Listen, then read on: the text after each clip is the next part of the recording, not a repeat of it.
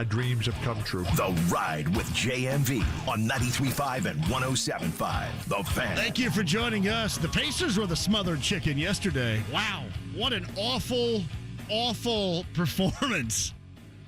I believe that was the first sellout of the season, and everybody's all excited. Of course, when you get time off, you're always going to come back rusty. But I'm sorry, I don't care what time of year, what month, what day, what hour, November, April, I don't care what you're talking about. You should never at home, if you're worthy of what people talk about, show up and look like that. You just shouldn't. Well, it'll happen occasionally. Well, to that degree, it's happened, 2 out of the last 3 weeks this early in the season? So don't show up and look like that. I mean, just don't show up at all if you're going to look like that. And don't give me, well, look what they did in the fourth. I don't care, and you don't care what they did in the fourth. It was not the group that's going to be playing in the fourth that you want to be playing in the fourth. And I'm here to tell you, as much as I understand the time of year, as much as I understand the growth process, because we've all had to endure it on 1,000 different levels with these professional teams here, and that's all we get told about the growth and the right direction and all these buzz terms that drive me absolutely nuts now, you should never show up and look like that. Just shouldn't. I don't care how many days you had off. I don't care how early in the season that it is. Because, again, part of the issue that you have with the Pacers is there should be with you a lack of belief. I'm no defensive whiz or genius sitting right here, but I can tell you by watching that at some point somebody needs to, and I mean everybody included in this, somebody needs to show just the slightest bit of desire and resistance. Got rolled up by Orlando like that at home. And again, that's too bad because everybody's getting on board with it. Everybody had some fun with it last week, including me. I love it when teams around here are good. That was just dreadful. You didn't have to wait for Bally to screw something up on that. You guys probably ejected early. And again, I know that it's early in the season and everybody's going to say, oh, well, you're just panicking. Nobody's panicking right here. I'm just telling you that shouldn't happen. I don't care what Orlando looked like. That should not have happened. Yeah, the defensive part of it does tend to concern you. I was talking to somebody a little bit earlier about that. And, well, they got to get better defensively. And I say that all the time, too, because it's the obvious. What I cannot come up with right now is a solution as to how they're going to. I sit here before you. I don't have an answer for it because you look at their personnel. I look at them and I kind of wonder, how much better can they be defensively? I mean, honestly, you got to be better than that because that was a joke yesterday. I mean, that defensive performance was a joke. It was embarrassing. So you got to come up with something better than that. I just don't know if they have that. And again, I understand the whole growth and maturation and all this bull crap we have to put up with all the time, but I am sorry I put some expectations on this. I did, and when you may have an occasional game where you look like that, if it's in Boston against one of the best teams in the NBA, I'm not going to give you a pass. Nobody's going to give you a pass in reality here, but you are going to look at it and say, okay, I understand that a little bit.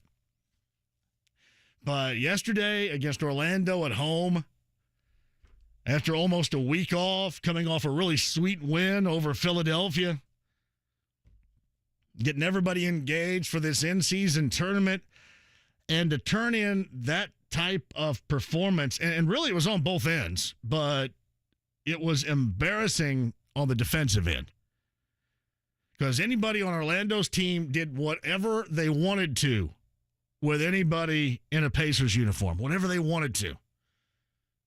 Any Wagner, any Anthony, any rookie,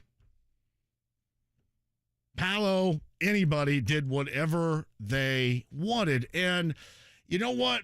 If you embrace the hype and the winning and the finally getting patted on the back, that does come with some consequences. You know, the expectations do have consequences, and you don't look like that. And you don't look like that like twice already in a month, where you can't guard a chair. And really, it doesn't look like at times you have that desire to guard a chair. Like that chair would probably do a ball fake on you and get to the rim just as easily as Cole Anthony did last night. It has got to look better, and I wish I had an answer for you. I don't.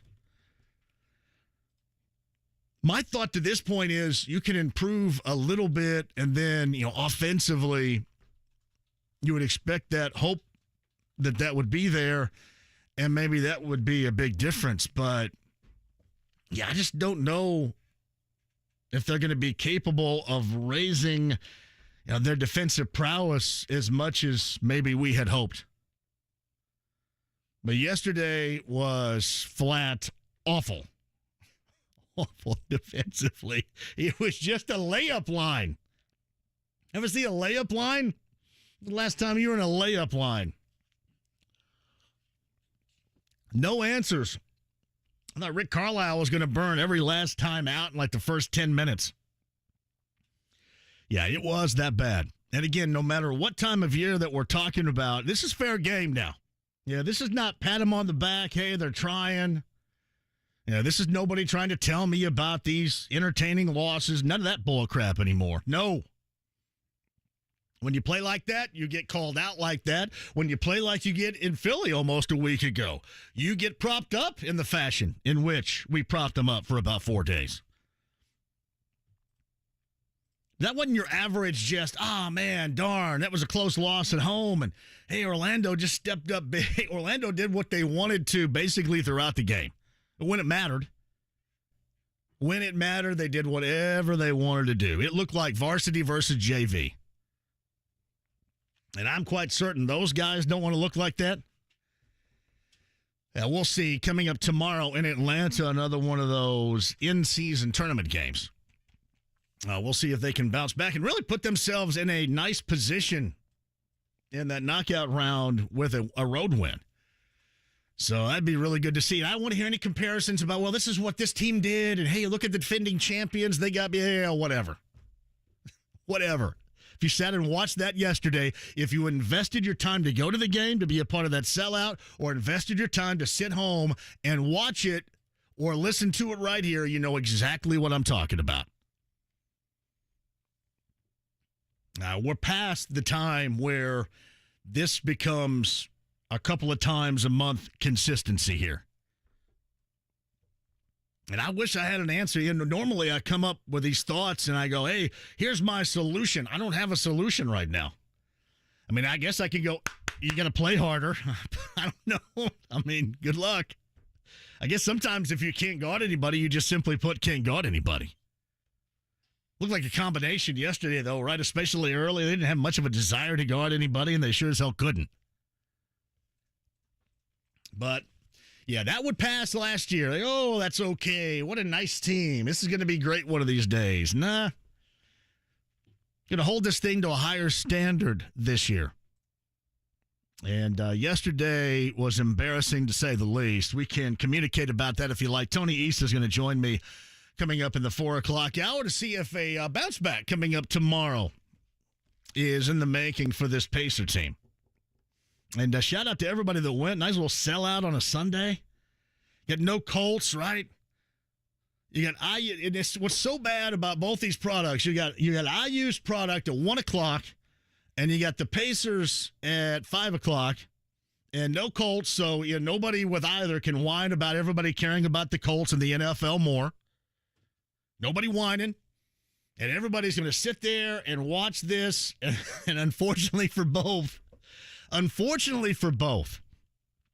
it does make you sit and wonder, just like I'm talking about the Pacers defensively, it makes you wonder regarding IU.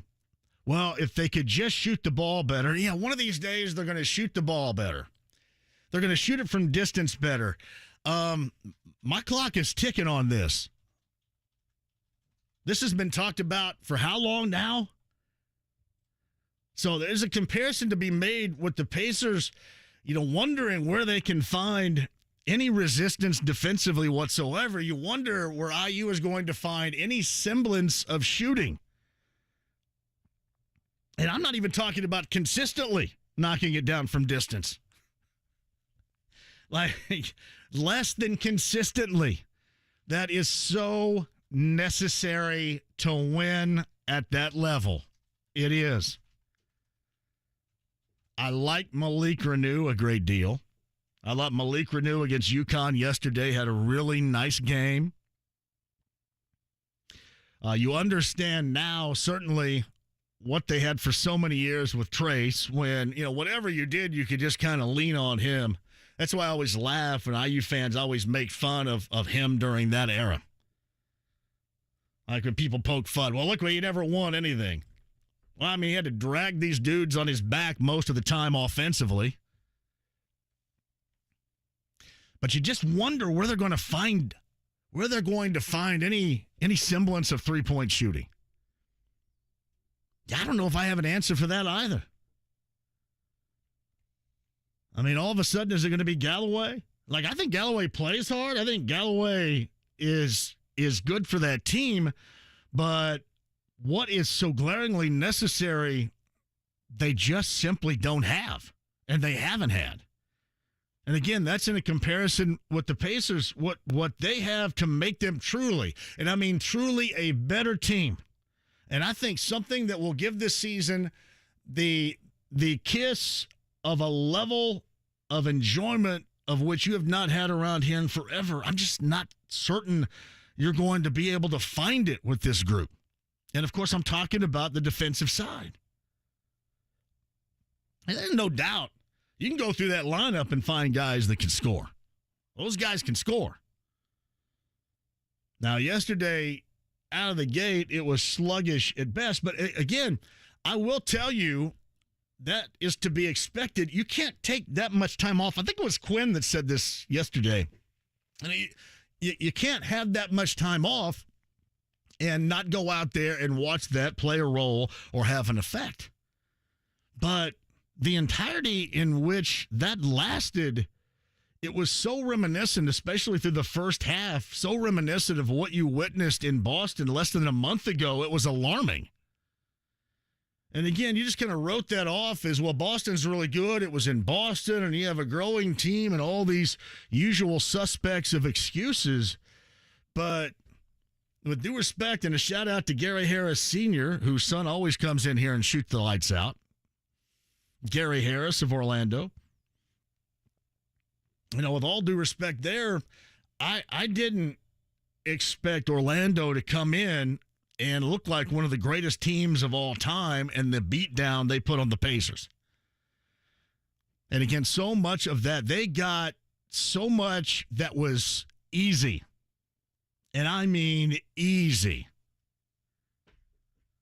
Wide open looks, uncontested to the basket, little to no physical resistance. And before you go there, I'm talking about everybody. Everybody. I was ready for a little bit of rust. And I thought Quinn was right on the money with that. I was ready for that. I think everybody was ready for it. But to the degree in which that lasted where, your head coach exhausts basically everything and then finally says to hell with it, that's the part I did not expect. And you know what? Again, a part of your level of expectations, you no longer should expect that either. And that's in fairness across the board. Like, I give you another example. I compared their defense to IU's shooting. By the way, IU at 4:30 today. I believe that's coming up from Madison Square Garden in the dreaded consolation game. If anybody out there is old enough, well, I guess young enough now, considering this is a consolation game, but if you've ever participated in a consolation game, nothing makes you feel like a loser more than that. Seriously. the dreaded consolation game, if you've played in anything, and I have, below a consolation game, if you've ever played at 10 a.m. in the morning on a Saturday morning in Switch City, Indiana, when one side of the court through the glass had the sunlight glaring in where you couldn't shoot on one side of the floor, your defense was really good on that side of the floor. You know exactly what I'm talking about. There is nothing worse than the consolation game. I will say this regarding IU today, though. You got a Louisville team that has looked absolutely awful. However, looked much better in getting beat by a buzzer beater in Texas, a top 20 team yesterday. So that certainly could be problematic. But you really, if you're IU, don't want to go losing to this Louisville team. This is not your father's Louisville team. This is not the Louisville teams that I remember. Far from it, in fact. So you would not want to have the hammer dropped on you like this, especially after yesterday. I'll be honest with you, in the first half, I thought they hung a little bit. But then, once Danny Hurley understands, didn't take him too long, right? That you don't have to really guard anybody on the perimeter. Yeah, what a luxury. And again, I'll have you reflect upon your time as a basketballer. Is there any more luxury in the world than guarding somebody that you know can't make diddly squat? That's awesome. That is normally the person I seek out and guard. Let me guard you that I know can't do anything. And there's no greater luxury than that. And then once UConn figured that out, got off in the second half and zoomed away, and that was basically it. So, that's one you forget about now, but you don't want to go home from this Empire Classic thingy and playing the consolation game today. You don't want to go home from that 0-2. That's IU and Louisville later on today. Boilermakers and Gonzaga. Maybe the most competitive Maui Invitational in history. And I'll be completely honest with you. I think I heard that someplace else. It just looks like it with all the ranked teams there. But there's no doubt I've heard that someplace else. I haven't actually gone back and looked at different years and gone, oh, well, wait a minute. Maybe 95 was a little bit better than this one. There is no doubt, however, this could be it. Boilermakers and Gonzaga coming at you at 5 o'clock. That is first round action of the Maui Invitational coming up later on today. Monday Night Football is a doozy as well. Man, you got covered with sports. I mean, absolutely covered with sports. This time of year is extra special. Shout out to everybody going to the finals in high school football. Man, that 6A was a humdinger on Friday night over on the west side. Little overtime affair. Ultimately, Ben Davis gets that win. And Ben Davis has looked the part here late. And no question about that. And shout out to everybody around here that advanced to the state finals. And, of course, your coverage is going to be normally around here fantastic per usual. Just kind of a rite of passage every year. You look forward to this on Friday and Saturday. And that's exactly what you get. So congratulations to everybody right there. I had one more comparison to make regarding the Colts. Of course, the Colts in the bye week, you got to sit home, relax. You got to watch IU, got to watch the Pacers, watch some other teams messing around a little bit. It's funny. You look at the expectations. The expectations with the Pacers are different from me because of what they've shown. The expectations for the Colts are still as follows. Like, I sit here shocked they're 5-5. Do I expect them to make some sort of run? Like, I expect them to compete and to win these winnable games. But with Jacksonville and with what Houston is doing, if you watch Houston yesterday, 2 touchdown passes, 3 picks for C.J. Stroud. However, Houston survives. They still get the win over Arizona. So they look good right now. Jacksonville back on the winning track. They look good right now. I just want the Colts to hang in. It was like the Pacers last year. That was the pass we gave the Pacers last year. Yeah, just hang in a little bit. Hang in, make it interesting. Now, the difference is you can't see the future evolve, get better right before your eyes because the future is out for the season. But as we normally do, you can live in the moment. You can live in the moment, and this team should be able to deal with this schedule. Now, depending upon what you see, and depending upon whether or not they turn the football over, but they should be able to deal with it, starting with Tampa Bay coming up on Sunday. Yeah, back at home. I'll have some bullseye passes for you coming up later on this week. Should be a good time. But we'll talk some Colts. Stephen Holder of ESPN is going to join us coming up in the 5 o'clock hour. All right, a lot of things moved around. Oh, did you give that? Okay, up downstairs. IU and Louisville's downstairs. Correct? Thank you very much. And trackside coming up at you at 7 o'clock. Stephen Holder and Tony East today with us. OAR tickets we'll give away for that show coming up next year.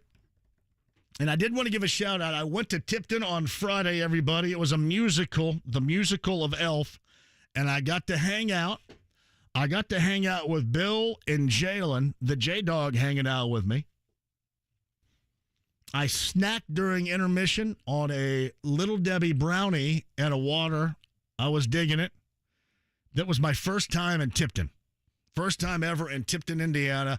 And I got to meet our friend Fulton, who calls often. You've probably heard Fulton on this show before. I got to meet Fulton, his friends, and his family. And the group up there in Tipton putting on the Elf performance, I believe its run has now ended as of yesterday. But you talk about all that goes into that, that's incredible. The lines, the songs, and all of it. You know what else it was? It was my first ever musical. I've never been to a musical. Not even in high school have I ever attended a musical. Really? My first ever at 5'3". Have you been to a musical? I have. Not many, but I have been to a musical before. What musical have you attended? Well, my dad used to do a bunch of still does a bunch of community theater, but I've seen him in a musical or two, like Christmas stuff, that sort of thing. Never, ever have I been to a musical. But no, that was a good time. It was great to meet all of Fulton's friends, his family up there, too, to see Fulton for the first time. Fantastic. Job well done by everybody up in Tipton as well. And, yeah, I do. I do need to do a remote at some point at the Tipton Pork Festival. I believe that's in September. Oh, by the way, too, I got that gym in Tipton is incredibly old and is awesome looking in there. So I actually sent out a tweet to Derek Olson, and I said, I have heard a rumor that you've scored a number of points in this facility, and that is true. Tipton, Indiana, everybody. And a shout out to Fulton and his family and everybody up there in the performance of my first ever musical. Bill and Jalen with me as well. We saw Elf in Tipton on Friday. Of course, all your Monday conversations brought to you by the Shane Company. 'Tis the season to shine. Fine jewelry since 1929. Visit Shane Company or shaneco.com today. Quick break and we shall return. Top of the hour, Tony East, about just a woeful effort and defensive presence, the lack of really anything whatsoever in their return to the floor yesterday. And the Pacers got rolled up, absolutely smoked by Orlando. Don't let the final score deceive you. I mean, it was an embarrassing performance and a joke of a defensive performance. Tony East about that top of the hour. Stephen Holder in the 5 o'clock hour. Me and you at 239-1070 inside the lounge via YouTube Live. Brought to you by Win Schuler's Spreadable Cheeses. WinSchulers.com. By the way, too, we had Bob on. President Bob of Win Schuler's. He is, because he has noticed that some of the Krogers are not keeping up with the Win Schuler spreadability in stock. He took a note. He's going to make sure that the spreadability is going to be there for you, those of you like me that shop at Kroger. This is President Bob of Win Schuler's and the Spreadability, the official sponsor of the lounge via YouTube Live, HD Radio, the stream, the app, and 93.5 and 107.5 The Fan. Back with you next.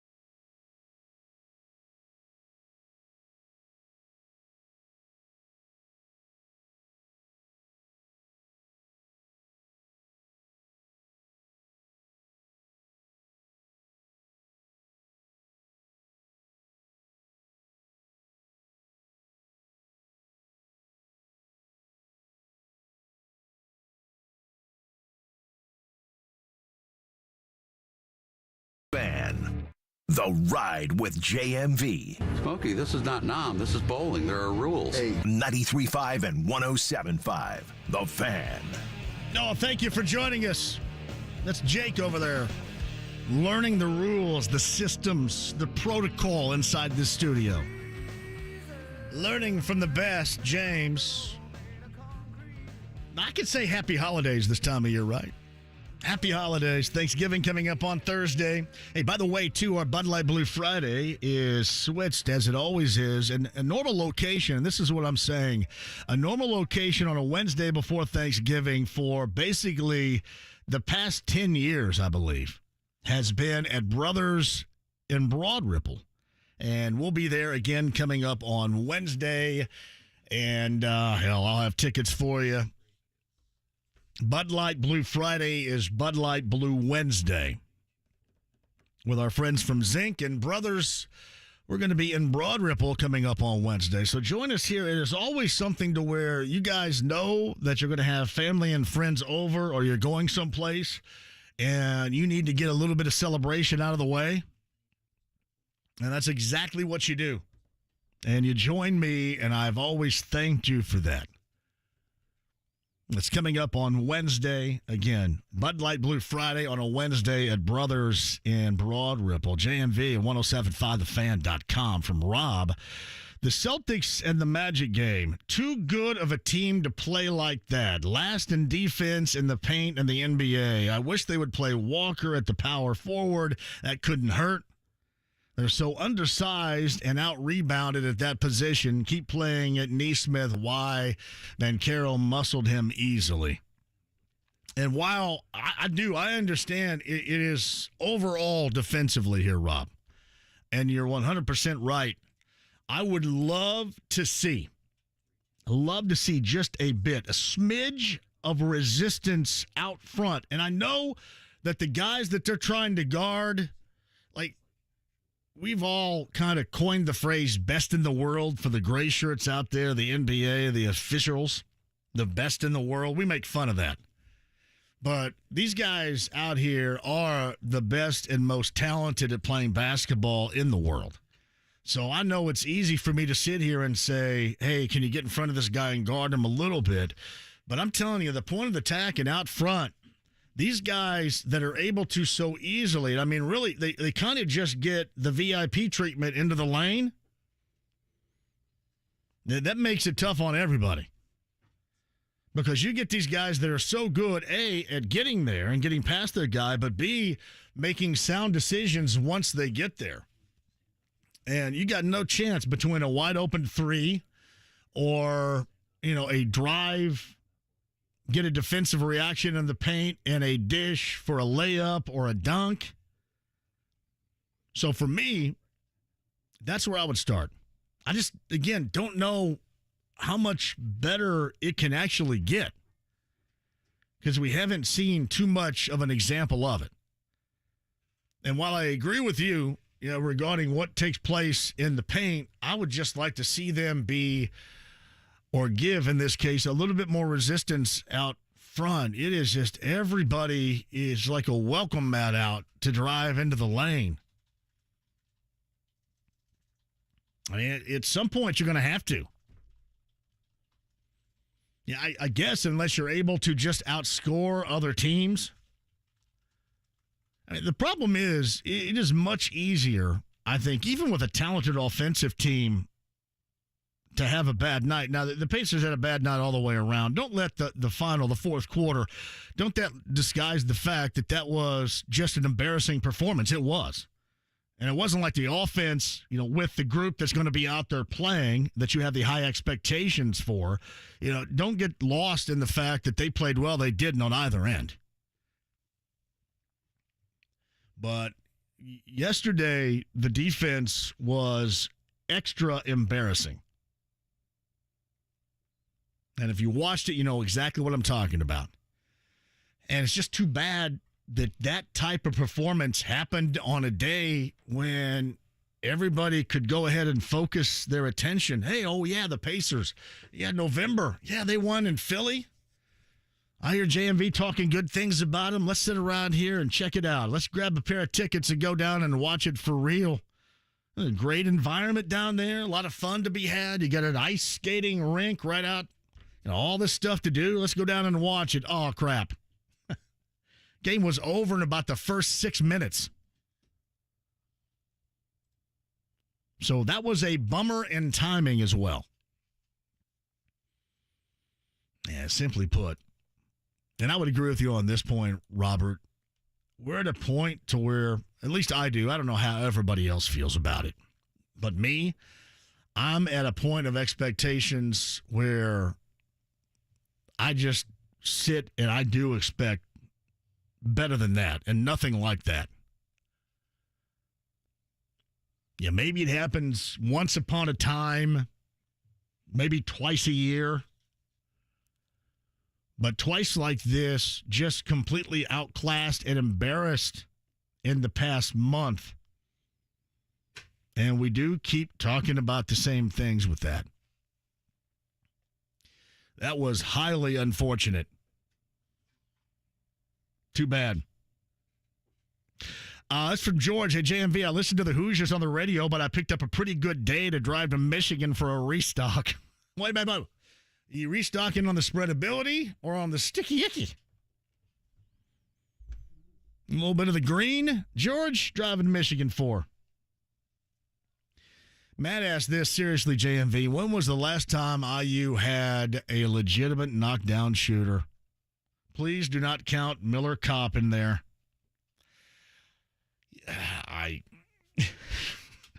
It has been such a flood of incredibly bad shooters. Seriously, you drown from that alone. Is anybody?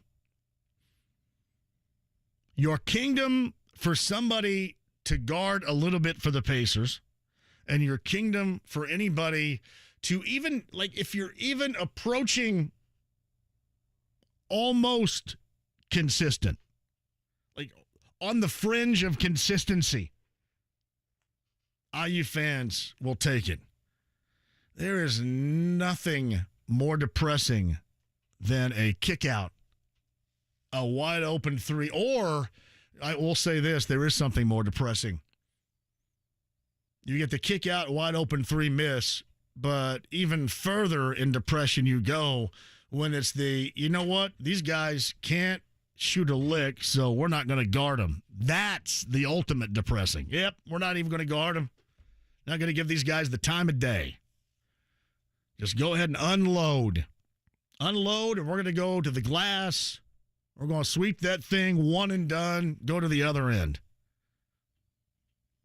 Yeah, that's the worst. And it didn't take Danny Hurley too long to come to that realization. It's from Stephen. JMV, there is nothing feast week. It's got to be the best time of year. Nothing like, I think is what Stephen means there regarding feast week. There is stuff everywhere. Hey, JMV, when you play offense and defense like the Pacers do, it's either going to be really good or really bad night in and night out, and you hope most leagues can't exploit their bad. This is the cost of being fun. They have to rein it in. Well, and I'm going to disagree with you a little bit. I think you can still be fun to watch. Like, you've noticed me, the buzzword that I've had, the key word that I've had is resistance. Just a little bit. Just a little bit. Like, get in somebody's way once in a while. It's not like I'm asking for somebody to get locked down like Gary Payton's checking them. Just a little bit of resistance. I don't know if they have that quality. So I agree with the first half of what you said. I agree with the first half of, you know, it's just going to be really bad or really good depending upon how you can be exploited defensively. I'm just thinking that this team is too good to look like that. And too good to look like that twice in the past 3 or so weeks. right? And that's something that's just not necessarily, you can't say, well, JMV, it's only November. I don't care what month or day or hour it is. I mean, sometimes you need to be better than looking like that. All right, you look like that for a quarter. Shake it loose, get back out, but it never came. These guys were owned by Orlando yesterday from every conceivable angle. But we've talked about that, Sean, and I do agree with you on this. I mean, it is going to be more counting on the offense to outscore. But again, a little bit of resistance. Just a little bit. Jim McCann writes this: I believe all of us listeners are proud to have represented us in Tipton at Fulton's production of Elf the Musical. We do love when Fulton calls in. #family. It was a fantastic time. Fantastic. I'm going to tell you what, there's some talent there too. I can't imagine putting a production like that together. These guys got to rehearse every night. So, it was one hell of a fun time. I'm glad I went, met everybody up there, friends of Fulton, Fulton's family. So it was absolutely outstanding. Yeah, no doubt about it. Yeah, my first time in two things, right? My first time to being in Tipton and my first time of being in a musical. Not in a musical, but at a musical. Watching a musical. Hey, this Monday is always brought to you by the Shane Company. Visit Shane Company for fine jewelry made with the greatest care. ShaneCo.com. Shane Company today. And remember that special gift. Symbolize your love this holiday season. Shane Co. Making fine jewelry since 1929. Let's do some calls on the other side. You guys jump on board. Tony East is going to join us coming up in about the next 15 or so minutes. So get on here before Tony calls in. Tony East with the Pacers debacle yesterday and the Pacers in Atlanta coming up tomorrow. Discussing that with Tony, top of the hour, Stephen Holder in the 5 o'clock hour. The return from the bye week for the Colts. The news regarding Jelani Woods. So let me get this straight. You have a setback when you're rehabbing one injured hamstring with another hamstring. Is that correct? That it? Why don't you just say, this dude is not playing at all this year? If you're Shane Steichen, we all got to be. We can't let anybody in our kitchen. We can't let anybody know what we're thinking. Trying to think about that. I am not super duper rehab guy. It's one of the reasons why long ago somebody had asked me, and I'd really thought long and hard about getting knee replacement. And I got to the point where I was almost there. And then you kind of get this thought, right? This thought about yourself in the future combined with what you know about yourself from the past. And my thought was, you will half-ass this rehab like crazy. And I know that I will. Oh, yeah, I got to do this. Like, I'll give you a great example. Brad Howell is down at Milestone in Greenwood, and there is nobody better and nobody that I would trust in rehabbing any of my injuries than Brad Howell. But my brother can't be with me 24/7, 365, so he knows this as well as I do, that I'm going to go home and I'm going to go, oh, yeah, you got some exercises for me? Yeah, I'll get right to that. So that's why I was going to do it. Yeah, I'm going to get that knee replacement. Let's do it. I'm going to feel great because I've told you all along, I hope to, by the time I'm 60, have all new parts. It's kind of like that 69 Camaro that you found in your great-grandfather's barn or your grandpa's barn, right? And you're going to get all new parts. Maybe you have to Bondo it up here or there, but I'm going to be a Bondoed 69 Camaro. But I thought, yeah, they're going to have me get after this rehab, and I'm going to half-ass this rehab, and then I decided to decline. And by the way, milestone with Brad Howell. I pass him all the time. He does a great job down there. Brad used to be in here with us every Thursday, remember, going over the injury list and talking about injuries. And through Brad and Evan McDowell, I had the good fortune of meeting so many incredible orthopedic surgeons here in and around central Indiana. It was really awesome. It was a great time. So many of our orthopedic surgeons that a lot of you know, if you have kids or yourself, you've probably gone through it. But a good time for real. All right, Tony East, top of the hour. OAR tickets we shall give away too. And Stephen Holder in the 5 o'clock hour. Loaded phones at 239-1070. I'll tend to that next.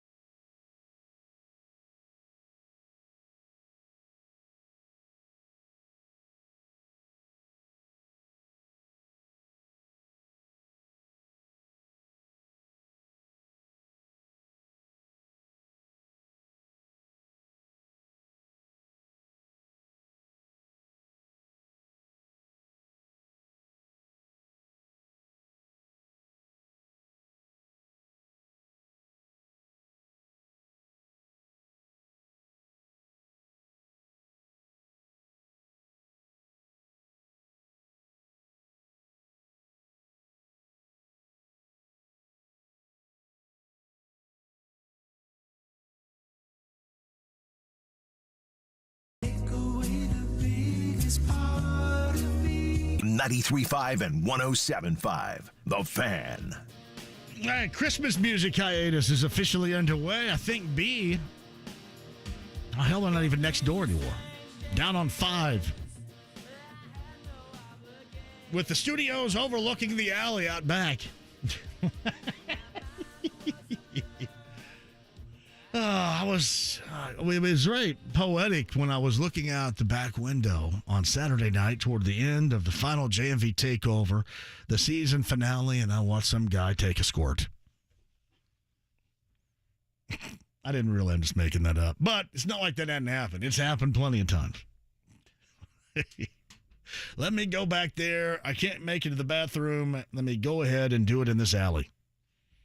I just hate the phrasing of how you use that. The squirt? Yeah, I hate that. Take a squirt. That. You don't like it? No, I don't think I've ever heard anybody use that phrase before. It's a very like old term for urination. Yeah. Yeah. Ugh. Old phrasing. Take a squirt. I don't like that.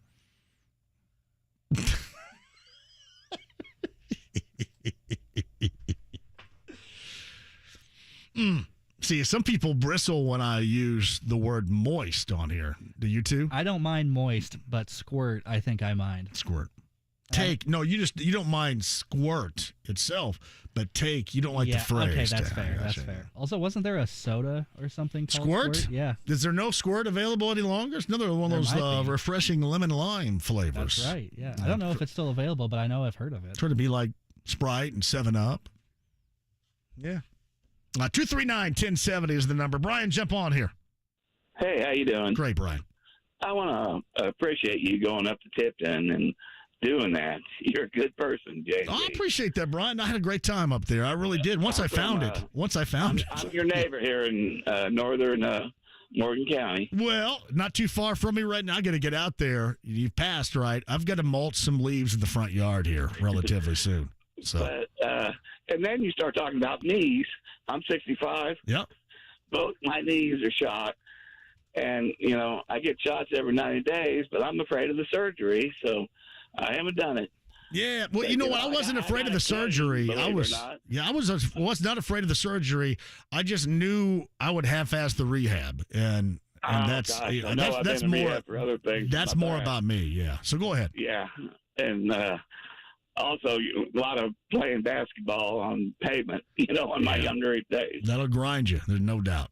So, no, I just think that's so cool of you going up there and seeing him and everything, and I enjoy your program, and I've been listening since you've been on the air. Thank you, Brian. I appreciate that more than you know. Stop by and say hello sometime when you pass. Yeah, I don't get out much, but okay. You got it, Brian. Thank you very much. That's good. You haven't seen the leaves that I need to mulch. And I've done it. I've got to do it. I've already done it once. I got to do it some more. I got some late fallers. Is that right? Late fallers. Reggie's at 239-1070. Reggie, hello. What's up, man? This is Homer Reggie, man. Hello, Reggie. Man, I'm a little disgusted, man. I've been bought into the hype for 5 days. I've been talking about the cases, posting about them, man. And man, I got skull drugged on Twitter and on my Facebook account because they just didn't show up. I was so disgusted. They left you vulnerable in social media, they did with that performance yesterday, indeed. Oh, man, it was horrible, man. I switched to watching the San Francisco 49ers, and I hate the 49ers. I hate the 49ers. I started watching a little bit of Red Zone after that, too. Yeah. It was tired. I'm at the gym. I'm trying to burn off some of that Elijah Craig from when I called you the other day. Yep. And a dang-on Steelers fan just walked in. Every time I see a Steelers fan, I just want to drop kick them in the forehead. I don't know why. It's those urine and yellow towels they wave all the time, man. I completely understand that philosophy. Yes. And, hey, man, they had me cussing up a storm last night. They do. I just, and I'm the biggest Pacers, Colts, Butler, IU, Purdue. I'm the biggest one fan around here, man. And, man, last night, man, I could have sworn that was the dream team the Pacers were playing last night, man. Yeah. I just couldn't believe it, man. It was the nightmare team of the Pacers. And you're right. Hey, Reggie, thank you very much. You call anytime. I got to hit the top of the hour break. Yeah, the lack of winning consistency has a lot of people on the reg tired around here, and I completely understand why. Stephen Holder, 5 o'clock hour, Tony East. He joins us next.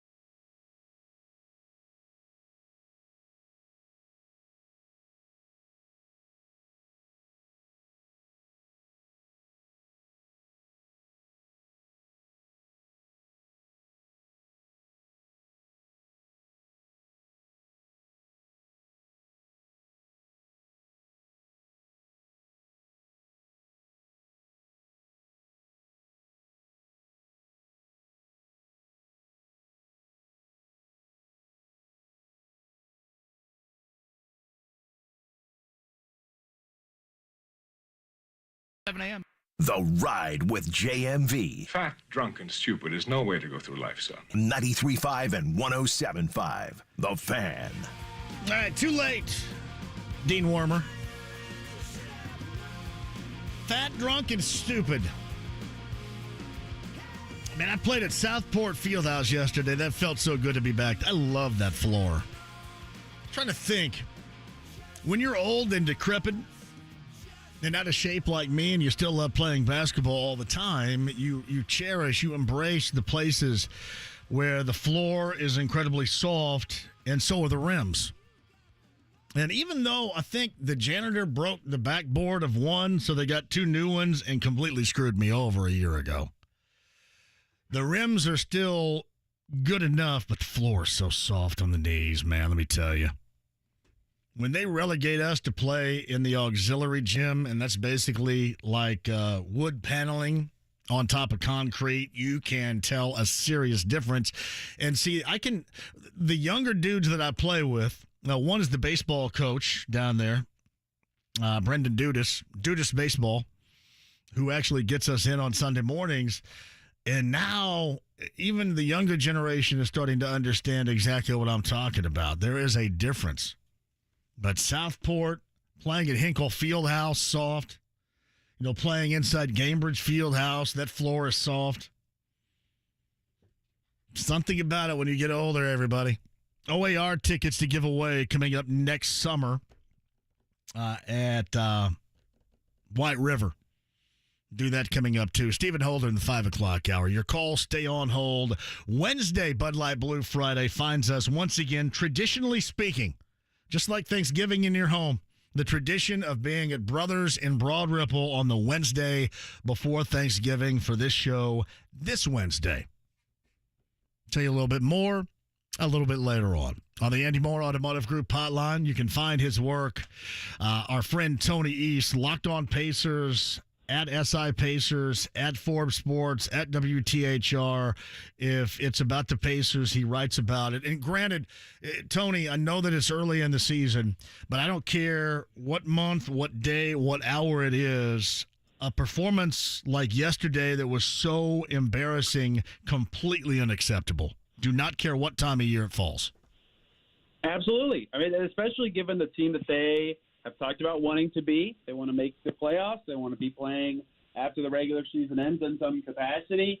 And they sure look like a team that could do that in their first 11 games. But if they want to be that level of team that they've talked about being and that they have shown they can be, you can't get blown out by 40 on your home court. I don't care what the final score was. They were down 40 almost in the first half. Like, you cannot have games like that at all. I know the league's good and every team is tough outside of maybe 3 or 4, but the Magic are supposed to be like in their tier of ascending talent. They cannot have performances like that against a team like that. What was the conversation in the locker room afterwards, too, regarding that? Because this is the second blip on the radar in the last 3 weeks or so here. Yeah, they were really frustrated with themselves. The long layoff leading up to the game, like I think there was some thought that they'd just come in and keep it rolling from Tuesday and be ready to go. Nobody really liked the performance that the team had after the game. Tyrese Halliburton and Rick Carlisle made that, very clear. Didn't have enough energy from the jump. They couldn't adjust to the Magic size. And, for all the things that I thought went wrong with the Magic being the first team to really give Tyrese Halliburton trouble this season, Rick Carlisle said, no, it's not about the offense. It's about the defense. And I think he's right to point that out because the Magic do not have a good offense. It was 26th in the league in offensive rating entering the game. And they scored 78 in the first half. They were unstoppable. They had over 40 points in the first quarter. The Pacers couldn't stop fouling them because they were getting beat everywhere, all over the floor. So I think tonally the Pacers kind of, riding off a high from their last 3 games with 2 really impressive wins, had this nice gap. They were just not at all ready to play. They were kind of embarrassed by the defense they played. It was atrocious. Well, really, it's not like the offense was any better early either. They just simply put, Tony, they were not prepared to come out and play on either end. No. I mean, the Magic have the best defense in the league, right? But Halliburton, that hasn't mattered. Philadelphia had a top 5 defense when the Pacers went there. They could score easily against those guys. So I understand they're big. I think they're a tough matchup for the Pacers. Even if they're a tough matchup, it's not an excuse for how much trouble they had scoring in that first half. Of 40, they had 44, 42 at halftime. The Magic had 42 after 1 quarter, right? And they looked so out of it and lethargic, and they were taking like not the shots that it feels like they usually go for, whether that was because they didn't feel like they could get the shots they normally get or because of something the Magic were doing. I don't know, but no one outside of Bruce Brown. Bruce Brown was making some nice plays and attacking the basket. I mean, nobody had it on offense in the first half. They had no energy. They couldn't keep it moving. I mean, Rick Carlisle called 2 timeouts, and it was, 11-0? Like, they couldn't do anything early. So Tony East talking Pacers with us via the Andy Moore Automotive Group hotline. And Rick Carlisle did mention at the outset it wasn't about the offense, it was about the defense. And I've said this to you before, what concerns me about this group is exactly how much better they can get defensively. Now, granted, to look better than that, wouldn't seem like it would take very much because they were embarrassed and outclassed from the jump. But consistently better, which I think is what we're all, Tony, looking for on this. I don't know where it might be within this team. Like, I can't tell you if I look at the roster and go, oh, yeah, this guy's going to be, and I mean Halliburton down, this guy's going to be a better defensive player. I don't know where they're going to find it with this group.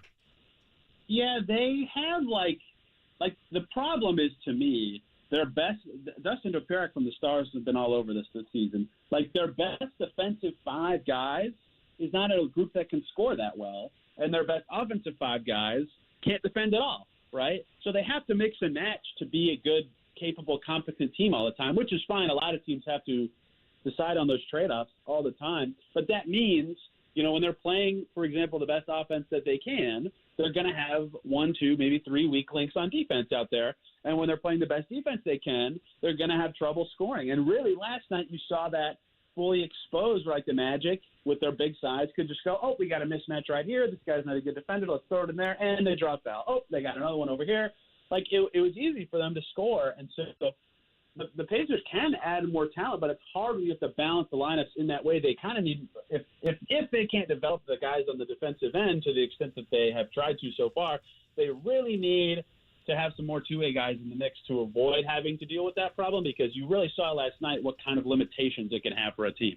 Yeah, granted, and I thought when I was watching the broadcast, Quinn had mentioned you have a long layoff and that, messes with you. That has an effect, and there's no doubt, but there was no excuses for that. I mean, that wasn't about the layoff and effect. That was just about a team that, again, wasn't ready to play. Did they have any answers as to why it seemed that they weren't ready to go out there and give it the effort that you had a packed house for the first time on a Sunday when the Colts weren't playing? I mean, you had this window all to yourself, and then you go out there and look like garbage. That's problematic. Yeah, absolutely. I don't really know that they had, like Rick Carlisle, he says this a lot when they have games like that. He said it was on him. Didn't have them prepared and ready to go. All the players will, of course, deflect that and say, no, it's on us. We weren't ready to go. But, it's funny, like when they went down, 11-0, right? And I thought, okay, maybe this is just like rust from the slow start. But they never recovered from it, ever. They tried every answer. Jordan Nwora played in the first half. Ben Shepherd played in the first half. Jarris Walker played. T.J. McConnell was in early because they didn't have the energy. Yes. Way earlier. McConnell was in after, 4 minutes? Like, they had to try these answers because nobody had it. And McConnell was, like, playing hard. Like, all the bench guys were doing what they normally do. That group's been good. But that still wasn't even close to enough for the level that they needed. The Magic just came in and were better. So they didn't really have, like, a mental reason or, the long layoff reason. And you can't even use the layoff as an excuse when you're down 40 on your home floor, almost at halftime, right? Like, you just flat out didn't have it. And whatever reason they want to give, it shouldn't happen. It's embarrassing. I think they know that. They were not happy with how they played and a little bit with the, officiating of the game, which will happen when you're frustrated about other things. You'll get frustrated about the officiating too. But, I mean, that's not a performance a team like this can have, especially given what they've said they want to be. What do you think is, you mentioned this a little bit earlier, their best defensive lineup out there? Yeah, I think Miles, obviously, at the 5 is in there. Bruce Brown, who they signed this summer, he's in there for sure on the wing. And Aaron Nesmith's defended really well this season. Those 3 guys have been very consistent on defense all year. Andrew Nembhard's a good defensive player. I think those are the first 4 that have in of the Pacers. They can all defend on the perimeter. They're all pretty mobile. They're all smart and understand it. It's hard to know who the last guy should be, right? If you put Nesmith at the 4, you could think about a number of guys being there, maybe Ben Mathurin, maybe Jarris Walker, although he hasn't defended well in his opportunities either. So that's another part where it's hard, is like they don't necessarily have the perfect fifth guy to tie together that defensive 5. Right before the season, the talk was that Jarris would be that fifth guy. Maybe he will be by the time the season is over, right? It's only been 12 games of his entire career, and he had some nice moments last night. I think maybe one of his more complete games so far in the league. But Toppin, did well against Embiid for a few possessions to his credit. Same with not known for his defense at all. Like, they are kind of scraping for a full 5-man lineup of good defenders. So maybe it's Mathurin. Halliburton's a good team defender. Like, he reads the game pretty well, but on the ball, that he gets picked on a lot. So it's hard to come up with who their actual best 5 guys are, just because there's still going to be a weak link, probably even in that group. Yeah, it's funny. And Tony East joins us talking Pacers on the Andy Moore Automotive Group hotline. I brought this up a little bit earlier because I was asked about this earlier on somebody else's show about where the defensively, where is the biggest issue? And oftentimes everybody looks at points in the paint and then, kind of talks about that. But I always start at the point of attack. Because to me, any guard, and granted, we're talking about the NBA where most of these guys can get to wherever they want on the floor with the dribble, especially in the backcourt, at any time, whenever they want. But you see at least some resistance. The Pacers have no resistance against anybody, and either whoever has the ball drives all the way and lays it up, or, they do get some interior resistance, maybe from Miles, pass it out for a wide open 3, or drop it down on a pocket pass on a bounce for a dunk or a layup to Miles's man or somebody else that has gotten free on the interior. I think it all starts right there. The point of attack where they have nobody that can stay in front of anybody guard-wise in the NBA right now, to me. I agree with you 100%. And I even think, like, the points in the paint number you referenced and the point of attack defense are really related, because they're like you just described the play quickly. Like, they either give up a drive and somebody's got a free lane to the rim to score, or Miles has to slide over, and he's great at this, to his credit, cut somebody off or, like, deter them from shooting. But that means whoever he was guarding is now open. So someone else has to crack down and get to Turner's guy. But sometimes that rotation doesn't happen, or sometimes they're not expecting to need to do it because someone got beat, right? Like, that is where they've had problems so much. And you heard them all summer when they were talking about getting better on defense. Yeah, they changed their scheme. They're trying to prevent different shots now. At times you've seen it go okay, but at times you haven't. But a big part of their scheme being successful was they had to be better one-on-one defenders, right? Getting stops in the perimeter, stopping guys from doing exactly what you just said, easy drives to the basket. They were doing one-on-one drills in training camp, right? They wanted to get better in that way, but that's still definitely their biggest concern is at the point of attack, they can't keep the guy in front, or at least make it a slowed down drive where you can't have such an easy line drive to the rim, because if it's slower, guys can react quicker, and Miles can understand where his man is and what he needs to do. He can only clean up so much. You see Miles Turner's impact numbers dip on defense, and it's hardly because he's gotten worse. It's because he has to do so much more with this group and what actually happens around him. So to me, stopping the ball in the perimeter, which is why the 3 perimeter guys I named, Nesmith, Brown, and Nembhard, is a part of their best group. They can actually stay in front of guys and move their feet side to side better than anyone else on this team, or slide, or whatever phrasing you want to use. And that's why they've been so successful. But it's hard for them to put together a lineup of all guys who can do that all the time and are credible in the pick and roll and helping out in that way. So it's just hard for them to come up and get those point of attack stops. And the Magic specifically have guys who can burn you at the point of attack who are also 6'8", 6'10", right? Yeah. So for a small Pacers team, it was just an absolute nightmare of a defensive matchup, and they got exposed. They got dudes that can do it off the bench too, but I just the Pacers have nobody to stop it. Here's the other thing that stood out, and I think you were probably in the mix there when Rick Carlisle talked about this. He said defensively in the NBA at this level, when you get caught up in rotations, that is deadly for your defense. And that was, I think, in terms of Buddy Hield and what he brings as a three-point shooter.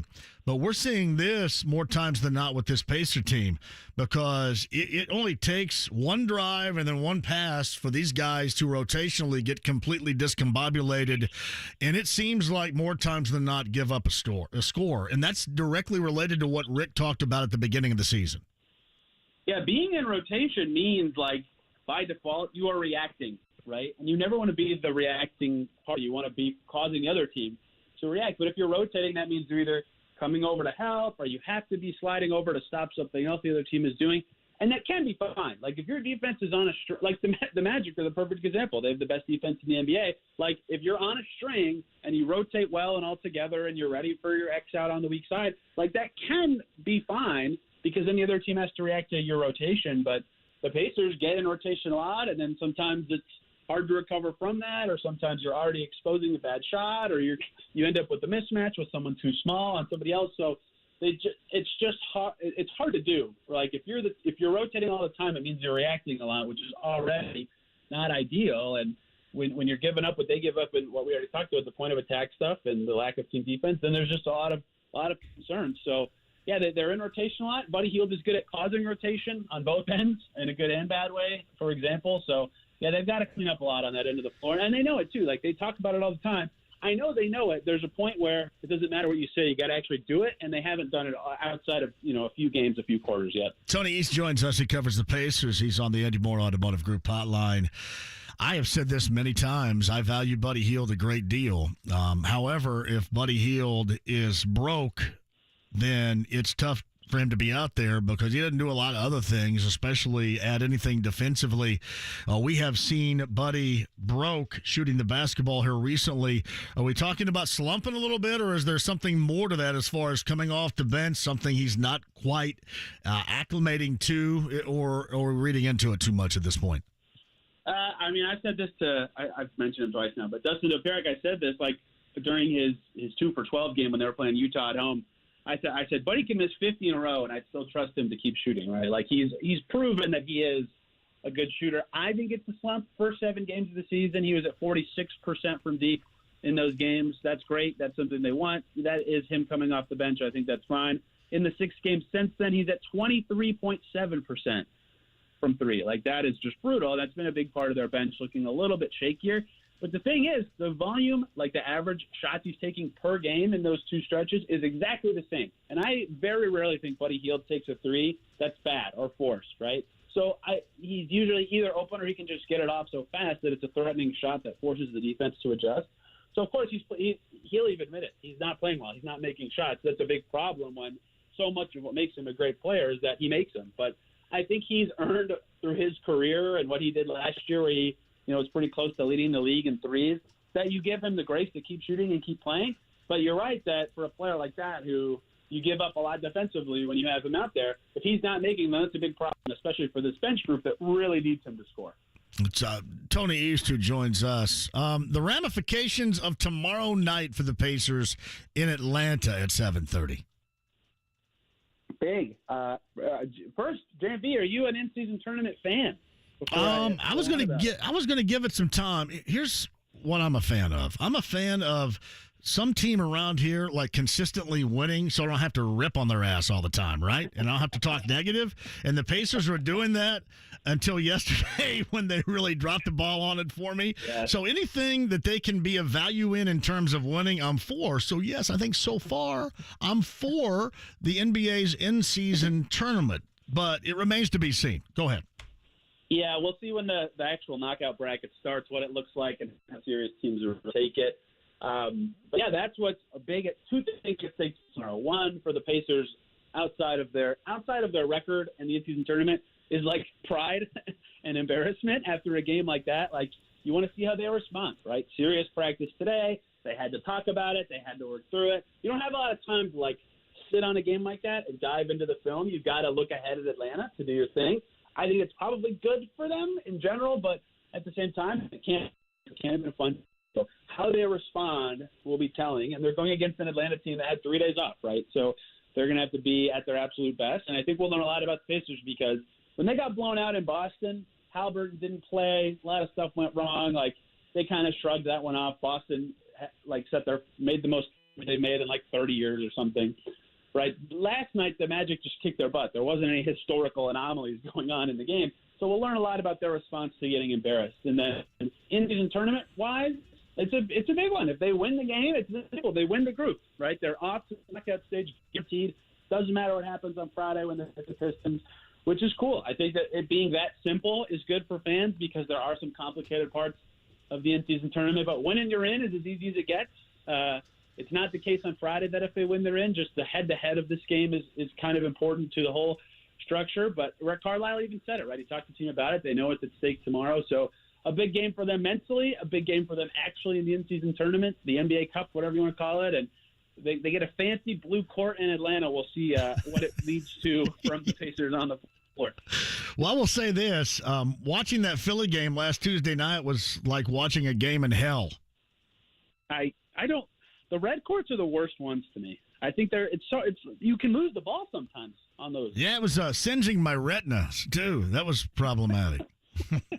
And I'm not like some old fart to go, oh, that's a different kind of court. They didn't have this kind of court in 1976. I'm not saying that, but the red ones, it is like watching a game in hell, I would imagine. Yeah, I don't like too many of them. I can tolerate the blue ones. I can tolerate the purple ones. It's hard to watch games on the red ones. Like, it's actually problematically challenging to see the ball sometimes. So if they could go without the red next year, I'd be more okay with them. Although people keep slipping, man. Like Jalen Brown hurt his groin. The Pacers were complaining about it. Like, they gotta get them to be solid courts where the graphics are like safe to run on. I mean, you saw the video of LeBron stomping all over the Lakers floor just to make sure that everywhere he plants his foot, he's not going to get hurt. That's the only concern with them in terms of actual basketball products so far, and that's what makes them a little scary. But the Atlanta one, I don't think I've heard any concerns about so far. Yeah, and those painted-on pieces, too, when a bead of sweat drips off a player, which happens all the time, you step on that, and it's like you step on, like, the ice rink outdoors here at Gainbridge Fieldhouse. So, yeah, it's like that. You saw in the first quarter where guys were had just started sweating, like Andrew Nemhard's first cut of the game. He catches an inbound pass, turns, and he's on the ground with no defensive presence because he slipped on a graphic, right? So it hasn't happened everywhere. Benefit of the doubt is given. It's something new, but Jalen Brown got a little hurt from it. Like, that is actually a problem the NBA has to address. Yeah, I would agree. Buddy Hield also busted his rear end on it too. He flew out of bounds. He was really flying on his. Yeah. But he never gets hurt, so I was not actually concerned. But you could tell he got up and was like, dang, what happened there? So, yeah, that's certainly, I think, a concern for the league because so far, to me, the in-season tournament hasn't taken anything away from anything, which is good. But this could be the thing that makes it not good if someone gets seriously injured on these new courts. Hey, final thing, Andrew Nemhard, is he going to be active tomorrow wearing jeans on the sideline again? Little progress today, Rick said, but TBD. I think we'll get an injury report. They probably land pretty soon in Atlanta. So I'd imagine we get an injury report 4:30, 5:30-ish in terms of that.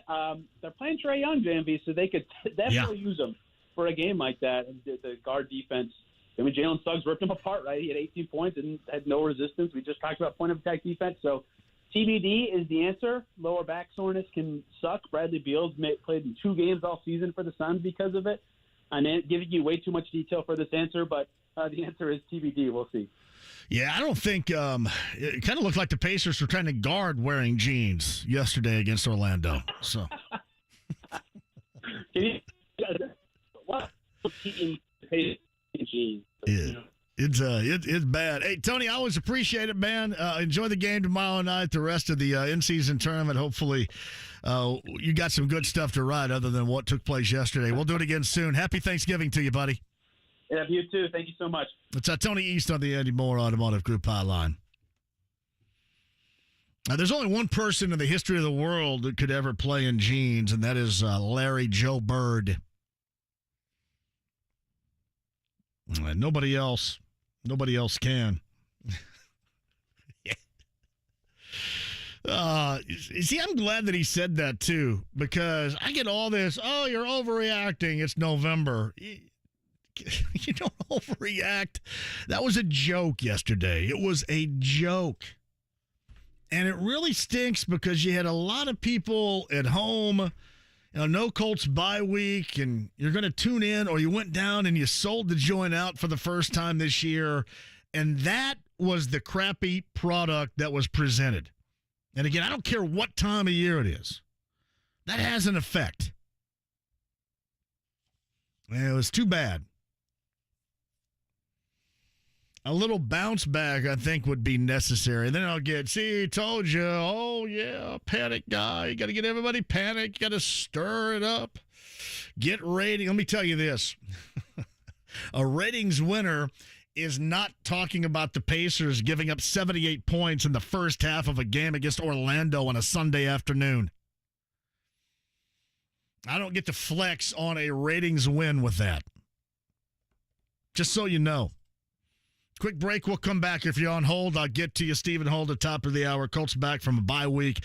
Tampa coming into town on Sunday. We'll talk about that and more. IU just about set to get underway against Louisville in the dreaded consolation game.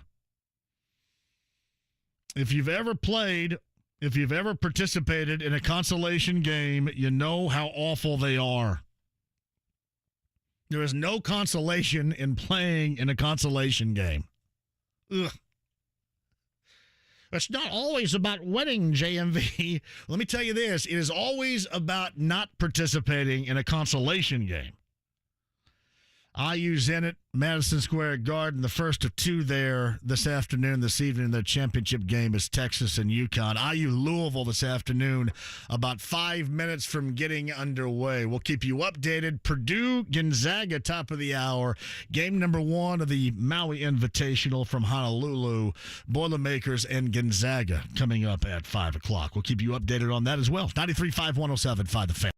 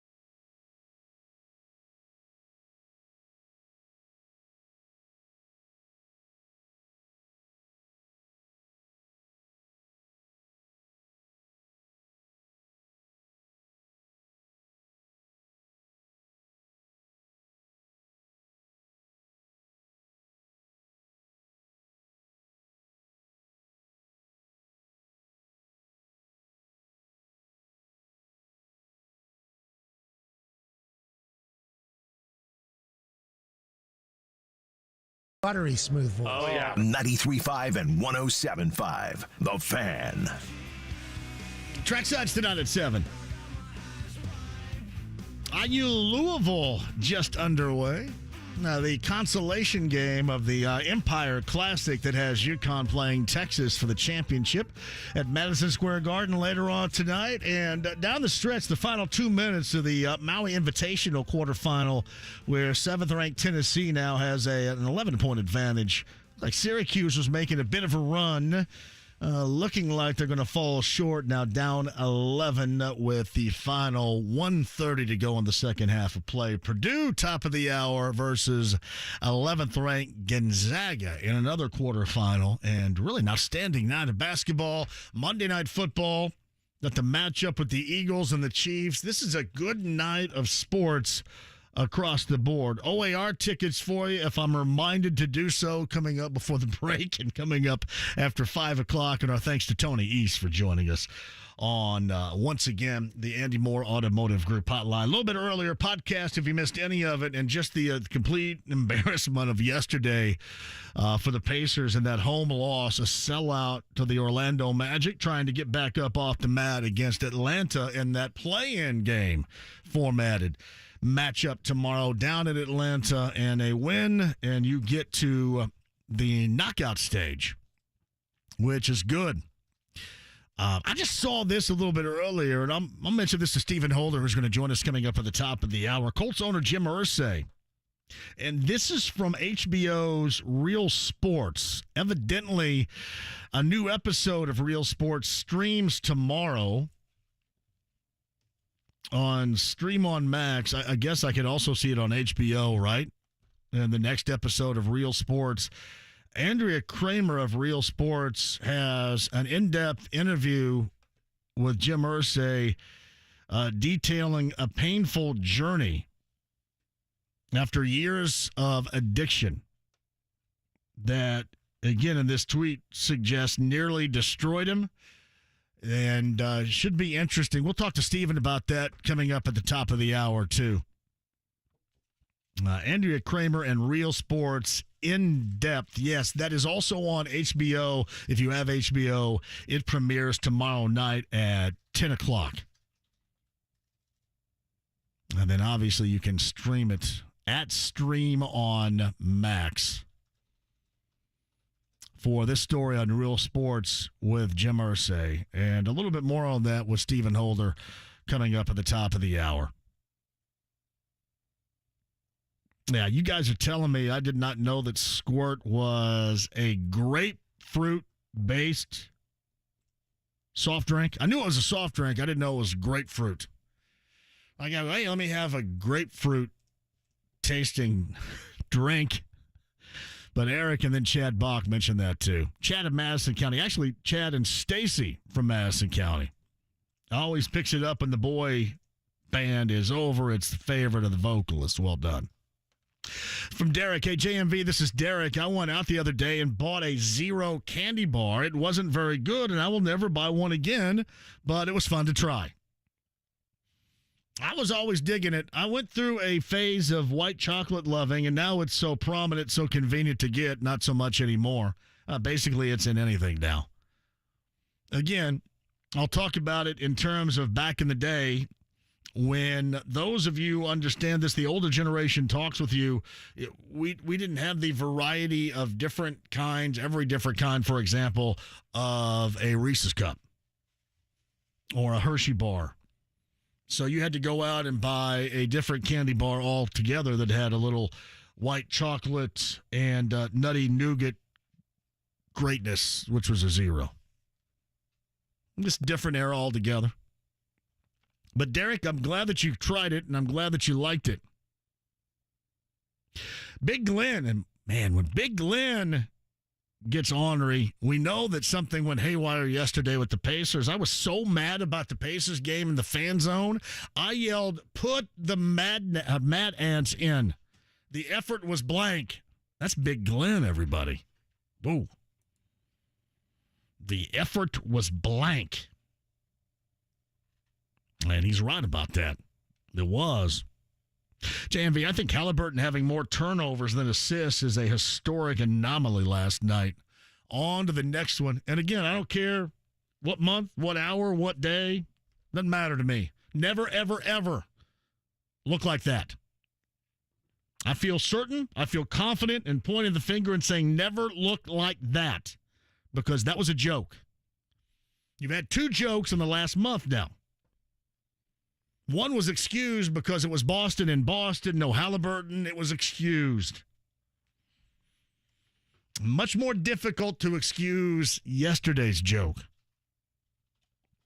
And we can be critical, as we have been so far today. 239-1070. Jay is up next. Hello, Jay. Hey, JMV, man. What's happening with you? Jay, I'm waiting on you to call. Go ahead. Yeah, that Pacers game last night, man, was very embarrassing. However, man, it looked like Orlando was out there playing with a bunch of midgets. The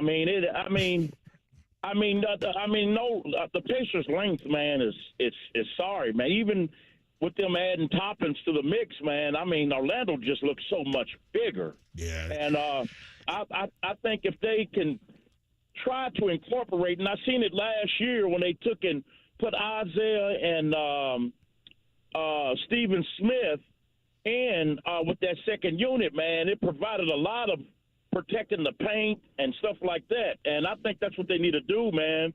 They need to, with that second unit, man, they need to consider, man, playing big like they do with the first unit with Toppins and Turner.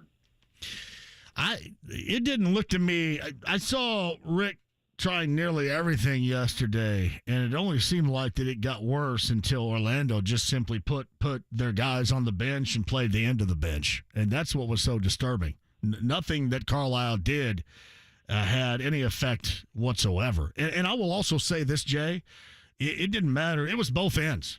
I know that defensively and giving up, 78 or whatever it was in the first half is really awful, but it was both ends. They couldn't do anything at the outset of the game. That first quarter was terrible. It looked like a team, and this is so easy to say and really hard to nail down, but if you were going to eyeball it and suggest a team looked like they were not ready to play on either end, I think a good description of that would have been the Pacers from yesterday. Oh, I agree with you. And Goga looked like, hey, man, y'all shouldn't have got rid of me. Because he was blocking shots and everything. Yeah, he was. Yeah. And it was an embarrassing game for the Pacers all the way around. No doubt, man. Thanks a lot, buddy. For Jay, you call anytime. Thank you. And again, especially on a day and they sold out the arena, stand alone. Don't have to whine and cry about people giving attention to the Colts. And then you go out there and look like that. And there's nobody out there that wants them to look good like that. I want them to look good.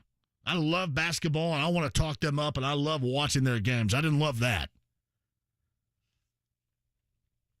And Quinn on the broadcast was right. Quinn had mentioned, hey, when you have, and it was an unusual length of time that they were off. And that's why you thought, all right, well, the first quarter, and it's going to take them a minute to get back. That can have an effect. But, yeah, overall, on both sides of the floor, they were embarrassed by Orlando. And we are well past the time where you should excuse that. Oh, well, it's early in the season. Oh, well, Orlando has bigs, and all crap. We look at this year, we look at this team differently, and do not let anybody tell you otherwise.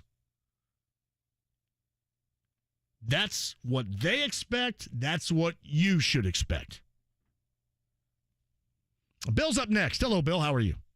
Hey, JMV. Look forward to seeing you guys on Wednesday at Brothers. It is a Brothers Broad Ripple Wednesday before Thanksgiving tradition of this show on a Bud Light Blue Wednesday. I can't wait to see you there, too. That's going to be a lot of fun. But, man, I'll tell you what wasn't a lot of fun was watching that Pacer game last night. You talk about squirt. I mean, that was definitely. You just made James James over there just cringed when you said squirt. So yes. Oh well, for me, the weekend sports-wise was so bad because of the Pacers, but also I'm going to get your take on the no call in the IU football game against Michigan State, where clearly there was pass interference. Yeah, and everything. there was pass interference. and preventing a touchdown. It was probably one of the more blatant pass interferences I've ever seen, and there was no call. None. So what happens then? What happens now? The end. The Big Ten apologizes, or I mean, you can't replay the game or anything, but that's pretty egregious. The first thing I thought of when that happened, I said, "Man, this referee's on the take. This referee's got money on this game." So I think he needs to be investigated. I really do. Here's what happens. People go, "Hey, it's IU. They just lost. Nobody cares, and it's Tom Allen. He's got to go." That's the basis of conversation afterwards. But I would agree. I wouldn't agree with you on the take thing. I would, Billy, agree with you on that being an incredibly egregious non-call right there too. And then the illegal, the intentional grounding thing was pretty stupid too. They had a couple of stupid ones late. Yeah. That was bad for the program, and also want to make a couple predictions. Yep. The Heisman Trophy this year is going to be won by Michael Penix, and Washington is going to end up playing in the national championship game. Billy, that's a fantastic prediction. We'll see you on Wednesday. I'll be there. Take Michael Penix. Yeah, that was a bad call. I think it was Williams, right, of IU, that his left arm was being held. So, yeah, that was a bad no call. Yeah, I don't know about the on the take stuff, but it was a bad no call. And that's just what happens. I mean, people just, it's IU, and, they lose. Everybody gets back to getting after Tom Allen and wondering if they can come up with any money to buy him out and expedite a process of getting rid of the head coach a year prior to what many people believe is going to happen, and that's basically that. Yeah, that's where you are. All right, officially underway the consolation game in the Empire Classic, New York's Madison Square Garden. 18 minutes. That's the first half. Just underway, 3-2 Louisville over IU in that game. Texas, UConn, the championship.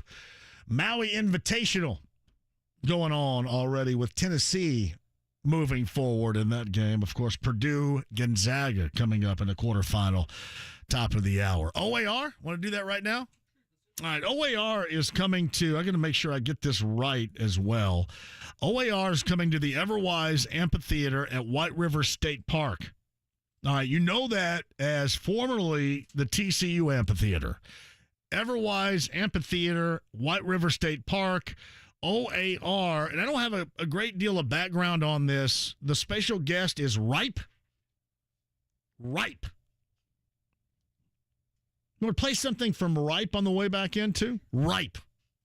OAR and Ripe. That's Saturday, August the 31st. I know it's a long way away. Pair of tickets for you, 239-1070. Just in time for the holiday season because we like you a great deal. In fact, is that Labor Day weekend this year? Labor Day weekend, the 31st, that weekend? I believe that would be. The first Monday of September is always Labor Day, right? First Monday? Yeah. So that would be Labor Day weekend. OAR with special guest Ripe at 239-1070. Number 9 is a winner. Stephen Holder, top of the hour. Don't go anywhere. 93.5, 107.5.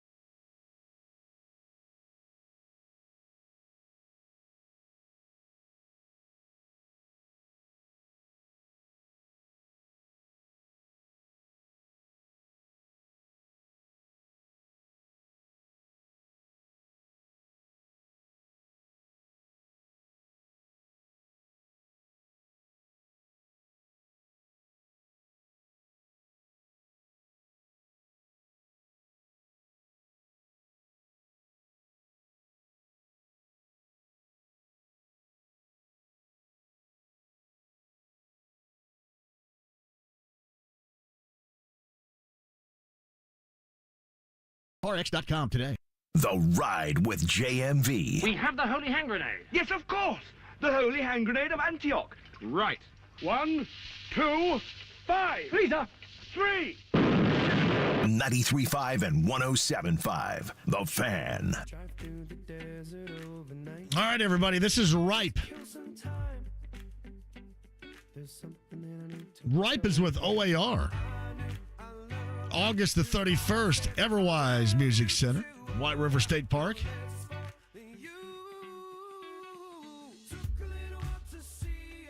Ripe. Ripe's new album, Bright Blues, has an... is this a word? Anthemic? Anthemic. I think anthemic is how you pronounce it. I was right on top of the first pronunciation. An anthemic feel. Anthemic feel. It is a collection of 12 songs full of sleek grooves and bold melodies that the alternative pop quartet put together to help ride out tough times. That is the group known as Ripe.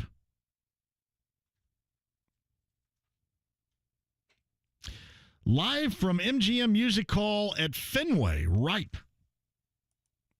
Get to see them open up for OAR coming up August the 31st, everybody.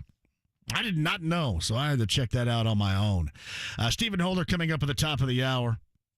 You know, I mentioned this. I'm going to ask him a couple of questions regarding it. Coming out tomorrow night at 10 p.m. That's on HBO. Streamed beginning tomorrow at Stream on Max. HBO's Real Sports and Andrea Kremer has an in-depth interview with Colts owner Jim Irsay. And details of his painful journey and years of addiction that nearly destroyed him. That's HBO Real Sports coming up tomorrow. I think 10 o'clock is when this airs for the first time tomorrow night on HBO, and then obviously with the HBO Max stream, whatever that is. You can get it done that way. We'll ask Stephen about that coming up at the top of the hour. Colts coming off a bye week. And what in the wide, wide world of sports is going on with Jelani Woods?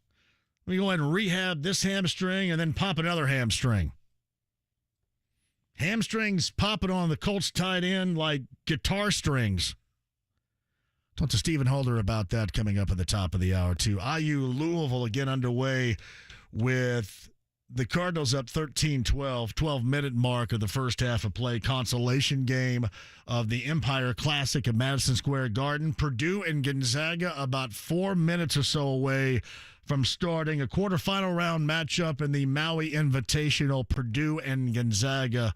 We'll keep you updated on both. Stephen Holder, your chance to win OAR tickets again coming up at the 5 o'clock hour. Don't go anywhere. It's 93.5 and 107.5 The Fan. Everyone's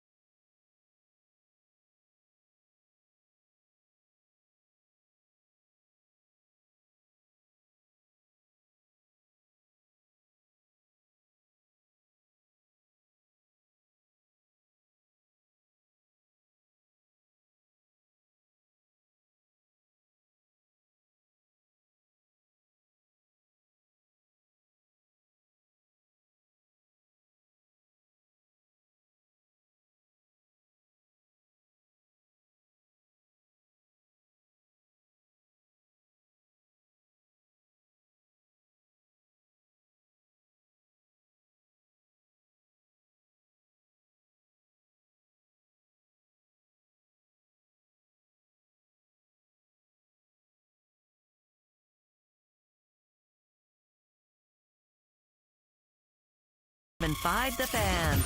The Ride with JMV. Can you fly this plane and land it? Surely you can't be serious. I am serious. And don't call me Shirley. 93.5 and 107.5 The Fan. Tony East a little bit earlier. Pacers got embarrassed at home yesterday by Orlando. An in-season tournament game, and in fact, tomorrow on the road in Atlanta, a win, and they're in the knockout round stage of whatever the hell that is, which is good. And it'd be nice to see them bounce back after just an embarrassing performance yesterday that we talked about, no matter what time of year, what day, how early in the season, midway through, late. If you want to be recognized as something that many people thought you were not going to be, you don't want a game like that, and you sure as hell don't want to add that to now having 2 games like that in the first month. Again, can't soft toss it here. That was embarrassing and a joke defensively especially. Got to be better than that. Pacers, Atlanta. Coming up tomorrow night, IU and Louisville. Hoosiers down 3 with the ball right now. Under 12 to go in the first half. Consolation game of the Empire Classic. And Gonzaga and Purdue. Maui Invitational quarterfinal round game. Just about set to get underway. Monday Night Football's a doozy tonight, too. The Eagles and the Chiefs in a little Super Bowl rematch. Meantime, on the Andy Moore Automotive Group hotline, friend of the show from ESPN, ESPN.com, Stephen Holder joins us. I feel compelled to start right here because Real Sports on HBO tomorrow night is going to have a segment going in depth regarding Jim Irsay, the Colts owner. Andrea Kremer is going to do it. 10 o'clock on HBO tomorrow night, I believe, on their streaming services. It also begins tomorrow, which the tweet says, after years of addiction nearly destroyed him, the first in-depth interview with Jim Irsay detailing his painful journey. Again, that's with Andrea Kremer, HBO's Real Sports, premiering coming up tomorrow. Did you know that was coming? I did not. No, I did not. It's but you know, he has been increasingly, I think, public about his struggles. Not this public, but he's definitely been, you know, more public since he's done the Kick the Stigma campaign, and I think all of that really, the genesis of it is his own experiences, right? So I mean, you know, whereas years ago, and you know this, so years ago, it was kind of an open secret that he had addictions and that he had these issues and these demons, but it was not acknowledged, you know?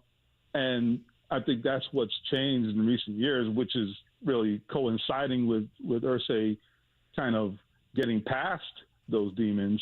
You know, now there's an acknowledgement, and he's talked about it and has been open about it. Again, not to this extent, maybe, but I think that's a good thing. You know, it is a good thing, and I think the openness about it is one of the hardest things about addiction. You know, just everybody has encountered this in their family life or whoever. You know, people close to you. We all know what that's like. You know, getting the acknowledgments sometimes the hardest part. You know, so I like that he has done that increasingly in recent years, and I'm interested to see what this entails, including that detail in the tweet that he did have an overdose that almost killed him. Yeah, and that had been something that, you know, obviously you hear a lot of rumors, and I saw you tweet about this a little bit earlier, that you don't go with because there's nothing that comes your way concretely that you can write about, that you can mention. But, you know, this is something that I think some people had talked about prior to, rumor-wise, that evidently he talks about and admits in this episode coming up tomorrow night. Yeah, the rumor was out there. And, you know, I actually remember approaching people about it, and no one really tried to talk me out of it. They just wouldn't confirm it. You know what I mean? So, you know, you kind of always in the back of your head had a feeling, well, that probably happened, you know? And, I'm glad that it ended positively, certainly. I mean, I do know that had to be certainly very scary, you know, when you come that close, you know, to the end. And I do know, you know, that was among many things that kind of really got the attention, or his attention, and probably those of the people around him too. So it's all moved to definitely a very positive place. It's just it was hard getting there. It was just really hard getting there, unfortunately. Now, how many years now have you covered the Colts? I've been here on the beat since 2013 season. Yeah. So season number 11, which is crazy. I never thought I'd see that. But yeah. How have you seen him evolve with this in mind? I mean, we more times certainly talk about him and the guidance of this team from an ownership position. But as far as his whole situation, how have you seen that evolve over the time you've been here writing about it? A great question, because I remember the first time I met Jim Irsay. It was in a group setting. I think it might have been I might have been here in maybe like a little less than a year at that point.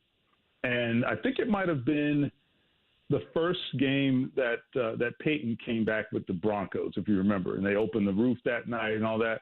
So that week, he had talked about the Star Wars and all that, if you recall. Made some headlines that week. The Star Wars numbers of the regime, the whole era before, which he talked about them kind of disparagingly, which made some headlines, if you recall. So anyway, that interview, I remember he came in, we talked in the indoor facility that day, and I just remember how frail he was, and just now, granted, right now he's going through some health issues. Right now, he's had some. I think had a hip done and all kinds of things. So you might see him now. He doesn't look maybe like he's in great shape, but physically in his face and just his facial features, you can see the difference then versus now. Just he looks so much healthier. I mean, look, I'm no doctor, and I can't tell you, what did that to him. I mean, I think we do know what did it, but I mean, I don't know what he might have been using at the time or what have you. I don't know. All I can tell you is he looked like someone who was not well. He just did. And now, setting aside, the surgeries that he's had to have and all that, which is a separate matter, he's just more vibrant. He looks like a different person, facially. He's just more alive, frankly. And so it's a really good thing. It goes to show you just, the depths that addiction can take you to be completely honest. And, so again, going back to my early days here, I think my second season, or just after my first season covering the Colts, is when Jim Irsay got the DUI. So, I mean, all of that was my introduction to this. And I'm like, wow, what in the world, man? This is crazy, I was not really aware of the depth of the issues, so I was learning all of this on the fly, and it was a lot, man. So anyway, yeah, a lot has happened, and a lot's changed for the better, thank goodness. So Stephen Holder of ESPN, ESPN.com on the Andy Moore Automotive Group hotline. I don't know if this is going to be covered in it. I guess we'll watch and then find out and talk about it here next Monday. If it is, I've often mentioned this, and nobody's told me this. This is just my opinion. With a variety of topics that pertain to the NFL, it has seemed to me like over the past year plus, he's really taken a step to be one of those lead voices, like a Jerry Jones type of lead voice among the NFL owners. We've talked about this a little bit, but certainly not recently. Do you believe that as well? Is that what we see? Does he just want to be heard, or is it like what I suggest is he wants to be a lead voice among the hierarchy of the NFL ownership? I agree with you, as opposed to the people who thinks he's just kind of blabbering. Yes. Does he talk a lot and maybe even at times when he shouldn't? Yeah, of course. But I don't think the intent is necessarily in the wrong place. It is exactly what you said, at least from my perception. I think Jim Irsay sees himself as a caretaker, or among the caretakers of the NFL. He talks a lot about the older guard of ownership, the Lamar Hunts of the world, and so forth. And to him, that group holds a very special place to him because, they are the forefathers of what we have today as an NFL league. And it's very important to him, from my conversations and observations, to continue the legacy that they started. So that's how he looks at it. He thinks it's a pretty big responsibility. And I remember talking to him at times throughout the recent Washington sale, just kind of getting some of those details to contribute to some of our ESPN stories. He's on the finance committee, which basically vets buyers of new teams. That's a very big responsibility. And he was like deep into that process. Like, I mean, knee deep. He could talk about the financials. He could talk about, all the different debt limits and all this other stuff that I'm not even qualified to talk about. He knew it backwards and forwards, and it's because he takes that role very seriously.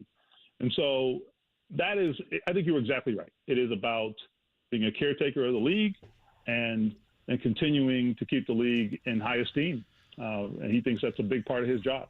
It's Stephen Holder who joins us. All right, coming off a bye week. And again, that HBO Real Sports episode tomorrow night at 10 o'clock. It premieres on HBO, and then you can catch it on the streaming service as well regarding Jim Irsay and that conversation with Andrea Kremer we've been talking about. So off a bye week, now in preparation for the Tampa Bay Buccaneers at 5-5. What in the world is going on with Jelani Woods here?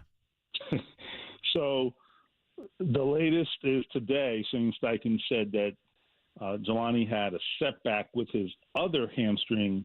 He's been bothered by this hamstring injury since training camp, or since the preseason, as you probably know. And we haven't gotten any specific updates. I mean, clearly it's a very serious injury at this point. But anyhow, we were told he was getting closer in recent weeks, and now Shane Steichen revealed that Jelani had a setback with the other hamstring. I'm not sure how that happened, but it's something during his rehab, he said. He didn't get into details. Look, when you have an injury, sometimes on one half you compensate on the other half. So I don't know. Maybe there was just an imbalance going on there, and he did not say. Well, let me rephrase that. He was asked. Shane Steichen was asked whether this means he'll miss the season. He said that he couldn't answer that just yet, as if he did not know that answer yet. I would argue that we got 7 weeks to go, and that he has already missed 10 weeks. So I wouldn't be particularly optimistic at this point. It's a bummer, too, because I thought that this could be a big year for Jelani Woods. I thought him and guys like him, guys like Bernard Raymond, that second, third year player, that's a big window for you to have development, in your career. And, the inability to have that year two, at least to this point, for Jelani Woods, I think is a huge setback because, even though he didn't have big numbers last year, I thought the potential was clear. He's a potential game breaker on a team that doesn't have a lot of game breakers. So I think, the upside for him is huge, but, he's going to be starting over at this point, whenever he gets back on the field. Yeah, it's just, it is weird. I mean, you hear a lot of stuff I've said this to you before. I was told two different things. One was, maybe he didn't take things condition-wise as seriously as the Colts would have liked, and then others suggested that he went with his own and a different routine to try to up his health and his shape. But it seems like everything kind of came unwound in the offseason and the end of this season for him.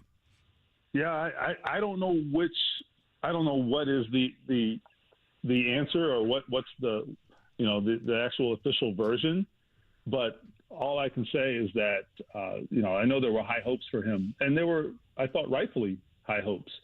And, it's a bummer because, again, they need guys with some juice on this offense, and, granted, the quarterback, maybe isn't playing aggressively right now, and that's its own issue. I get all that.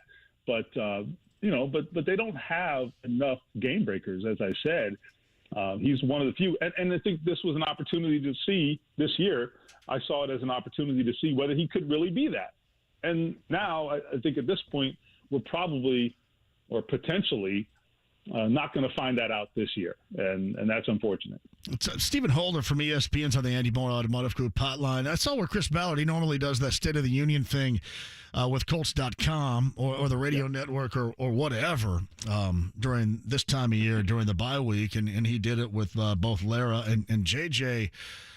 Around this time last week, which is okay, they didn't get to the subject of Shaquille Leonard, so that kind of forces us to come from our own opinion kind of angle here.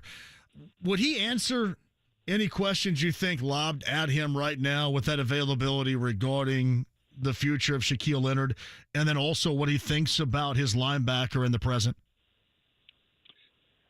He probably wouldn't answer it with any specificity just because, there's just not a lot to be gained in doing that.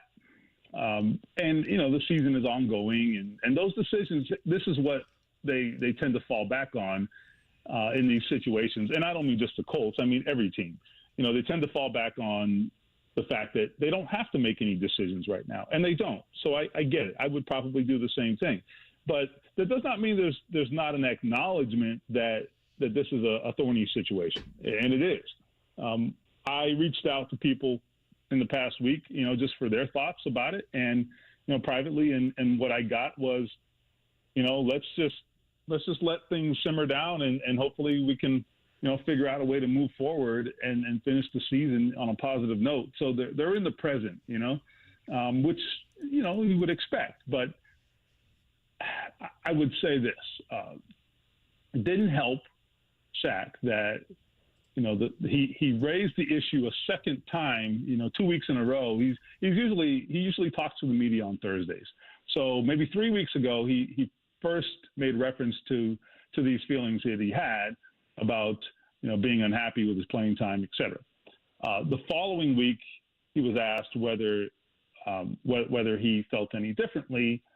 And in fact, he had played less the previous game. So he actually doubled down on those feelings. Now, what I was going to say is that it did not help him, in my view, that after saying it a second time, he had a performance that was a step back for him in Germany, and so that's just, that wasn't good timing for him. And it, at the end of the day, football's a meritocracy. It really is, and it should be. And so I think they're going to have to ask themselves some questions about, whether they want to adjust the playing time further. I don't know. We'll see. I mean, and adjusting that playing time, we're not talking about in terms of increasing it, right? No, I mean the other way. Yeah, in terms. Yeah, I mean the other way. So sitting here right now, the only logical conclusion in following this team that you could come up with is we're watching the final days of Shaquille Leonard in a Colts uniform, aren't we? I mean, we can't ignore it that it's a possibility. Now, again, 7 games is a long time. A lot could change. We'll see. But I will tell you, I laid this out in a previous story that I wrote about this topic. The Colts have a track record at linebacker of finding very good replacements in-house. And this is not about Shaq. This is just in general. They've done that, and it's the reason Anthony Walker is no longer here. It's the reason Bobby Okereke is no longer here. They were able to make those personnel decisions. In those cases, those guys were free agents, and they went on to greener pastures.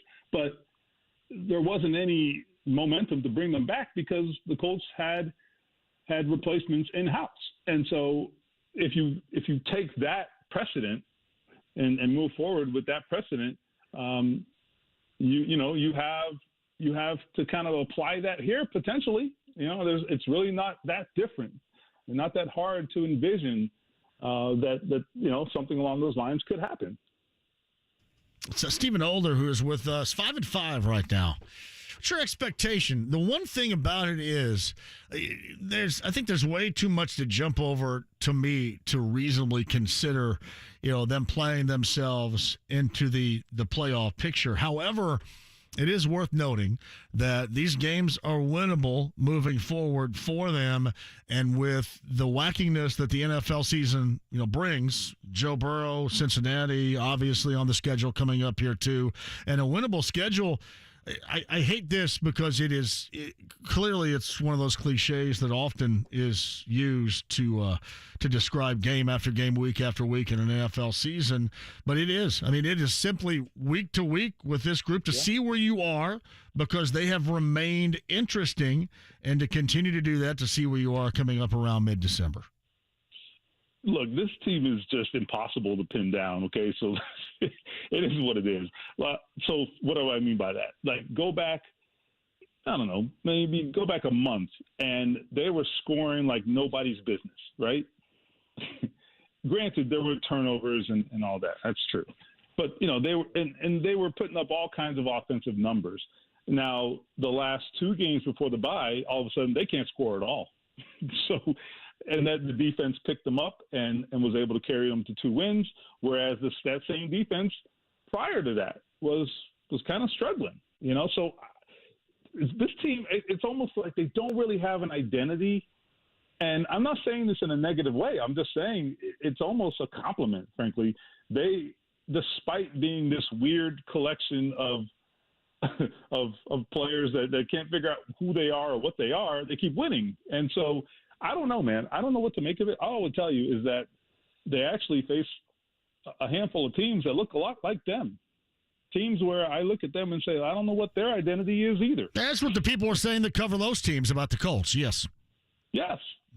So, yes, can they win those games? Yeah, they'll probably be favored in actually a handful of these, So we'll see, man. I mean, but I don't know. We'll see how, what are the Falcons – What are the Falcons? When you look at the Falcons right now, just looking at the schedule, I'm just picking the team out of the hat.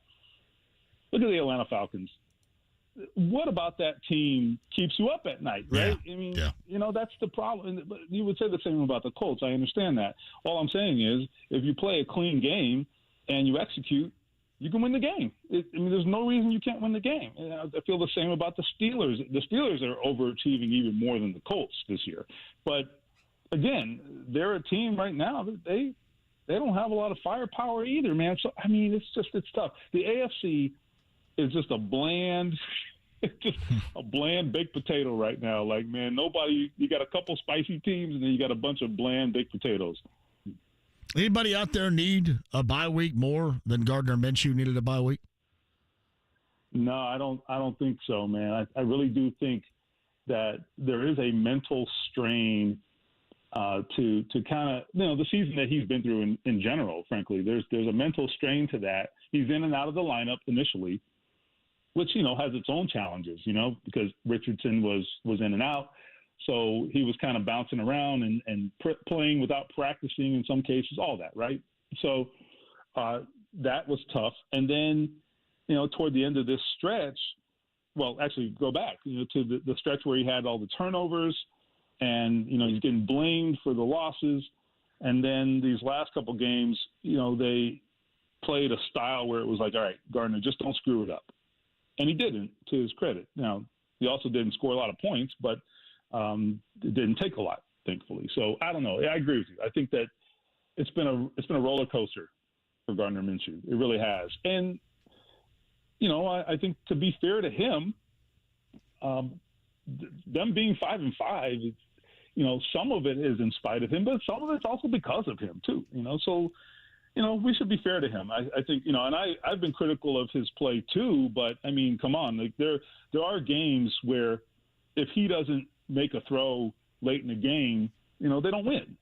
So I think he gets credit for that.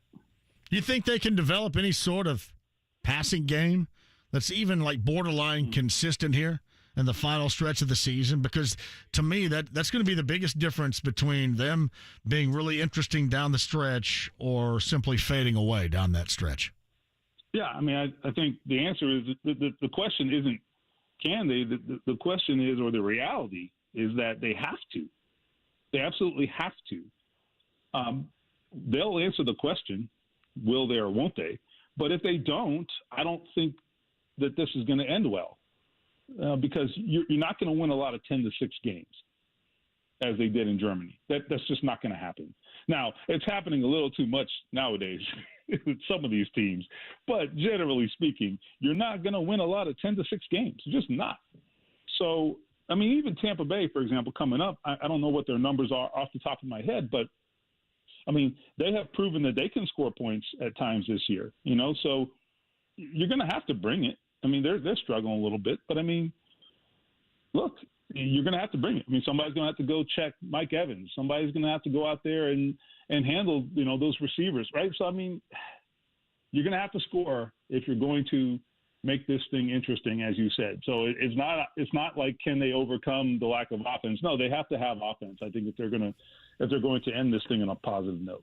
You got it. Stephen Holder right there of ESPN, ESPN.com on the Andy Moore Automotive Group hotline. And then back to football with Tampa in town. That is coming up on Sunday. I'll see you up the press box on Sunday. A little preparation for what takes place here down the stretch of the season. I appreciate you. All right, you got it. See. Stephen Holder on the Andy Moore Automotive Group hotline. All right, right now, IU 31-22, Empire Classic. 2 minutes to go, first half of play against the Louisville consolation game.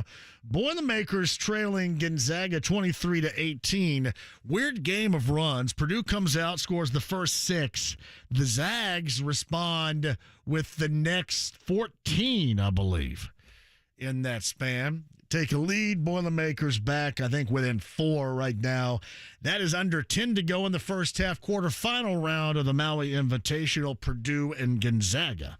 We'll keep you updated on both of those games while we're on the air. Quick break. We shall return. Me and you on the other side of 239-1070 inside the lounge via YouTube Live. The Win Schulers Spreadability. The lounge via YouTube Live. WinSchulers.com. For great recipes and more on the spreadability and this show's favorite cheese. Win Schulers, 93.5, 107.5 The Fan. Don't miss Provember.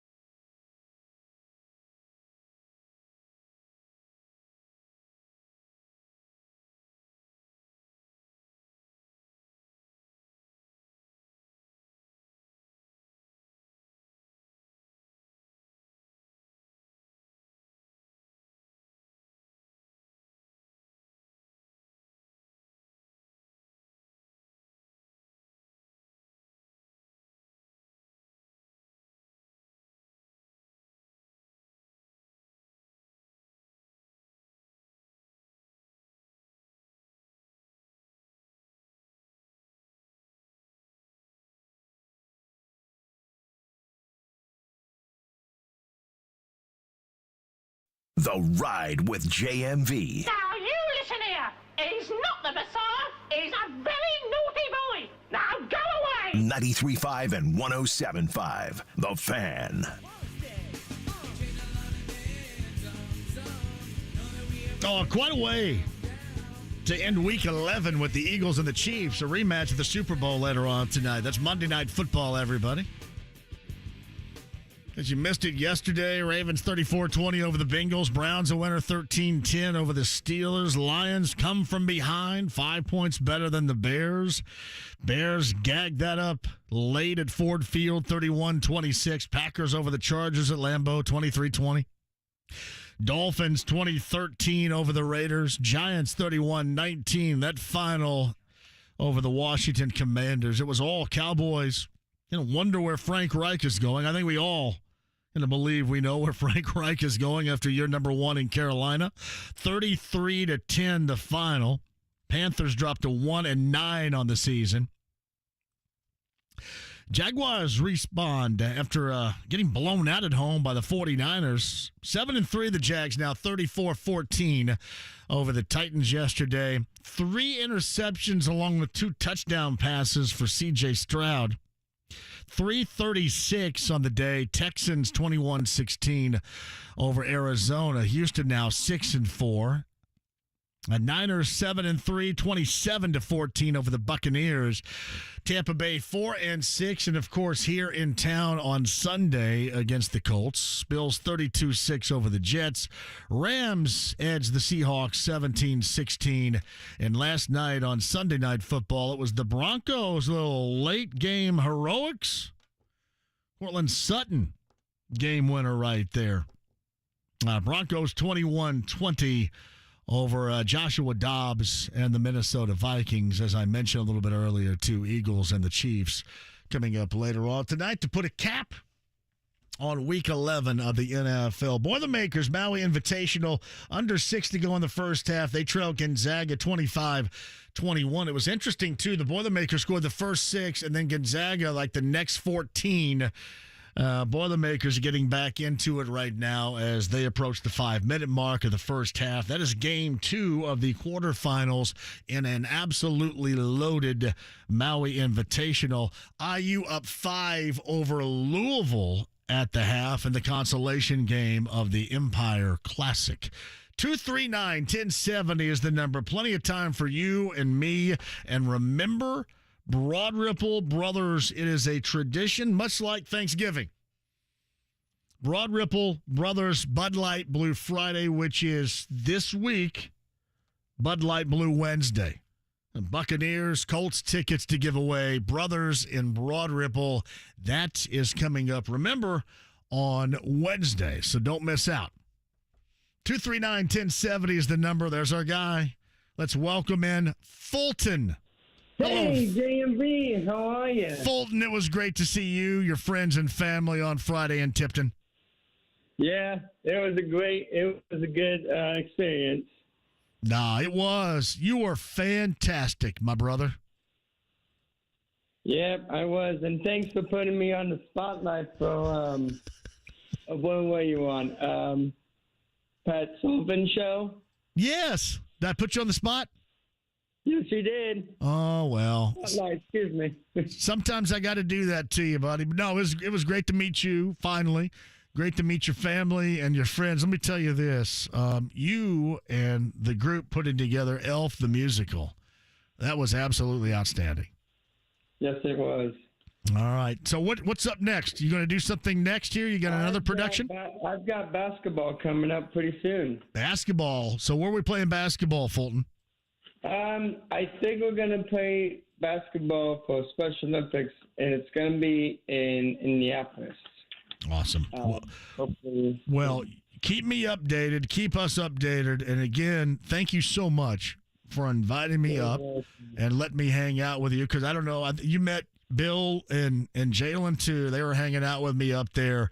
And I met a lot of great people up in Tipton on Friday night, and I could not have been more honored to have been asked by you to come out there. It was fantastic. Yep, and I was 6 characters, so. Yes, and I tell you, stay in touch, okay? When you do something else, let me know. I will. All right. Thanks, Fulton. You're welcome. That was Fulton in Tipton, and his production is over now. I think the final one was yesterday. They do this at Tipton High School in their theater, but it was a Tipton production of Elf the Musical. And our friend Fulton was a part of it, had invited me up there, probably going back a month or two, I believe. And I got up there on Friday to watch it, and I was hanging out. Another great listener, Bill, and his son, Jalen, were hanging out with me as well. And that was awesome. First time in Tipton. They gave me a tour of the old school gymnasium up there, which is awesome. It was a great night. And I want to thank Fulton and his family and his friends for inviting us up there and hanging out with us, too. It was an absolute honor. 239-1070. Jay is next. Hello, Jay. Hey, John. I'm sorry I missed calling into your show Saturday night. You did. That was the season finale. You got to wait until New Year's Eve now. I know. What are you going to do with yourself till then? Go pick up basketball on Saturday night? I'm going to probably go to a couple of high school games on a Saturday night. I don't get the opportunity to do that very often. I'll probably get down to see my high school play once. And I don't know, maybe for some reason my son Blake wants to go over to the Eel Tank at Eminence to watch Eminence. I don't know why, which is cool, which he does. And I may Kiss, I believe, is on Saturday night downtown at the Field House. I may see if I can get down there and check out Gene, Paul, and the gang with Kiss. But yeah, mostly I'm going to rest a little bit because I was a little bit worn out. Yes. The main reason I called was it seemed like I was watching Sunday Night Football, and I know Channel 13's limited because if that game goes over, they're limited. Yeah. But they didn't have the IU UConn basketball game, the highlights.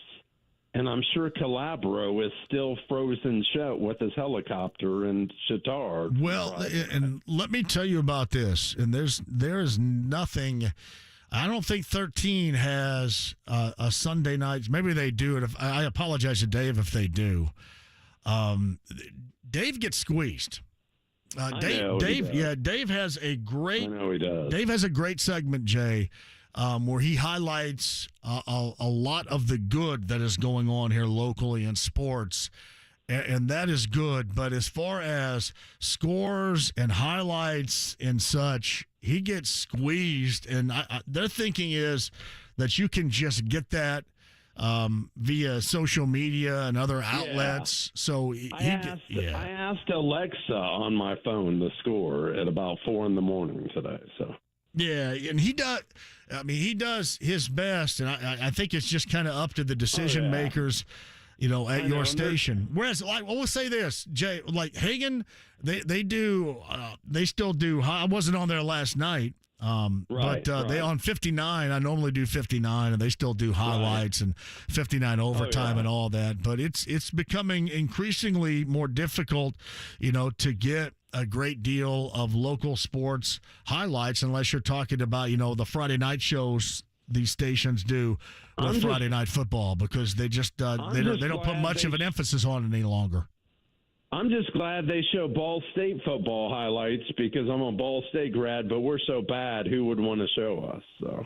Well, yeah, it's just like I'll give you another great example. When I was doing Weekend Sunrise, Jay, back from 06 to around 09, I did it for 3 years, every Saturday and Sunday morning, and they would give me, Jay, like Kelly Greasy is a great director and producer, would give me like 7 minutes, and I could run through just a ton of highlights in 7 minutes. Dave probably is lucky now if he gets a minute and a half. Seriously. Yeah, if he gets 90 seconds, he's lucky. I mean, that is really true, and a lot of TV stations go that direction. I know the weekend they're squeezed if these games tend to run over, which the Broncos game did a little bit. Yeah, I think Dave probably gets squeezed anyway. But they would be squeezing. They put in an extra, weather forecast and all this, and he'd probably get squeezed anyway. But I'm sure Sunday night, maybe the length of that game had something to do with it too. And also, do you think Zach Moss is going to get more carries than he's gotten the last couple of games? I think they're utilizing Jonathan Taylor as the feature, and I think a lot of what we have seen most recently is going to be the same as far as reps are concerned. Okay. Yep. Jay, have a great Thanksgiving, man. You too, Jay. Thank you very much. Yeah, the last JMV takeover, the season finale was Saturday night. And it was a hellaciously awesome time. And a shout out to Denny Smith of the Home and Garden Show. He and Pat Sullivan and Terry Stacy and Allison that I call into every Saturday morning on 93 WIBC. Denny called in. The Authority song by Mellencamp was his request. That's good stuff. Yeah, and I don't know what happened with Dave, and I don't know normally how much time that he gets, but it is difficult because if something is going to get squeezed out because something runs over like a game like that, they're going to squeeze sports. It happens every time. Jonathan's up next at 239-1070. Hello, Jonathan. Hey, good evening. The OAR ads, they really bring back college memories for me because they were everything like we listened to when I was in college and stuff. And funny story about them, they're a great band, and I was working in the office one day, and our team leader comes around to us and says, "You want tickets to OAR? My brother's in the band." And we were like, "We've known you for 3 months, and you've never mentioned that your brother was in OAR." Right. And he's like, "Yeah, he's the lead guitarist, no big deal," like sort of thing. And I used to be in the band for a while, but I dropped out. And I was like, "Now you're working with us and stuff." And so he was really generous, and he got us tickets. But just a warning to OAR fans who might not know, they have a huge Buckeye following. So, I mean, that's where they went to school. But, yeah, I used to work with Rich Ahn is the name of their guitarist. He's awesome on electric guitar. Yep. I've worked with his brother in the IT field back when I lived in D.C., and OAR was from the D.C. area. I didn't know that either. I didn't know that they had, like, a massive Ohio State following every show they play. But my wife and I saw them about 12 years ago or so in concert with my coworkers and stuff, and they brought the house down. They do an amazing job, and they have a huge orchestra and stuff. So Rockville, Maryland, I think, and they. I think the guy that started it, maybe I don't know how many of them. They certainly one, if not a couple of them, went to Ohio State. So yeah, that's why they have that huge following. The leader's a very popular guy. But yeah, Gary, my coworker, he was saying that Crazy Game of Poker song, it wasn't even supposed to be good, and it ended up being their best. They spent about $0 on it, making it in the basement, and it was a story about an actual poker game that happened, and it just exploded from there on. So that was an interesting little anecdote he shared with me as well. Yeah, I've never met anybody that didn't like him, to be honest. Everybody always speaks very highly of what they do. Yeah, they're so different. I think that you could describe them as independent, but they probably had a label for a very, very long time now. Yeah. But Jonathan? I would say that's definitely worth one going to. I appreciate the OAR update, buddy. Thank you. You're welcome. All right, man. Quick break. We'll come back. If you're on hold, I got Todd and Mark to close out this show. Don't go anywhere. Quick update on both games. IU in action in New York. Purdue out in Maui. Boilermakers trailing by 4 right now with 1:15 of the first half. Quarterfinal of the Maui Invitational with the Bulldogs of Gonzaga with the advantage. Quick update on that and more, and your call to close out the show next. People sometimes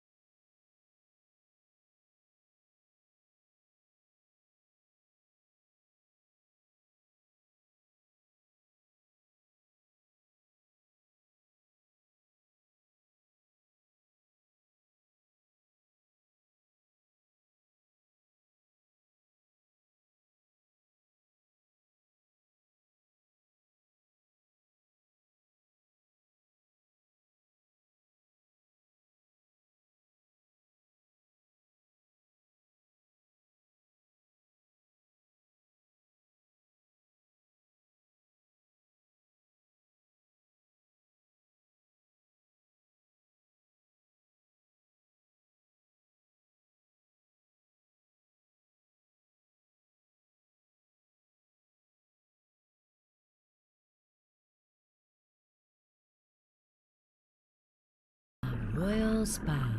The Ride with JMV. Attention, whoever you are, this channel is reserved for emergency calls only. Lady, do I sound like I'm ordering a pizza? 93.5 and 107.5. The Fan. All right, this is OAR from Rockville, Maryland, and Ohio State University, evidently. The Everwise Amphitheater, White River State Park, coming up Labor Day weekend, of course, of next year. That's August the 31st on a Saturday night. Number 9 at 239-1070. A pair of tickets for you. OAR with special guest Ripe. And this is OAR. Number 9 at 239-1070. A pair of tickets for you. Rest of the week, while we're in here, we'll give you a chance at those tickets as well. And probably tomorrow, some BullseyeEventGroup.com Colts VIP tailgate passes for you as well. But number 9 at 239-1070, you can go see OAR Labor Day weekend of next year, thanks to this show and this station. And my friend Kyle and everybody that always deals with us and knows that if you're going to give away tickets and you want some hype for your concert, your musical event, this is absolutely, positively the place to go. More so than music stations or anything, this is it. This is the place to go. Number 9 is going to go on us. 239-1070. And Todd is up next today. Hello, Todd. Hey, John. Hey, I'll go rapid fire because okay. There's somebody behind me. Good seeing you up in. Great that you came by. What a great time that was at Taylor's Bar and Table. Fantastic. Super cool. And no offense, I'm right now toggling between your station, the stations downstairs, and Rob Blackman. Oh yeah, you got the trio going on right now. He had IU up 1 over Louisville, 18-minute mark of the second half. They're underway, and Purdue trailing by 5 to Gonzaga at the half of the Maui Invitational quarterfinal. Go ahead. And why on hiatus here? I can always recommend going down to watch a little high school football. My family always goes to the Saturday games. I think there seems easier crowds or whatever, but you get the Friday, Saturday games. So if you're looking for something to do when you're not spinning discs, that would be the place to go. How many people you think are going to be pissed because this is stream only?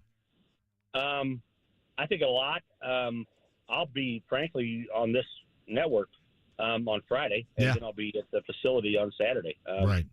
Yeah. So it's kind of I don't like it, but that's. Let's not open the Bally can of worms.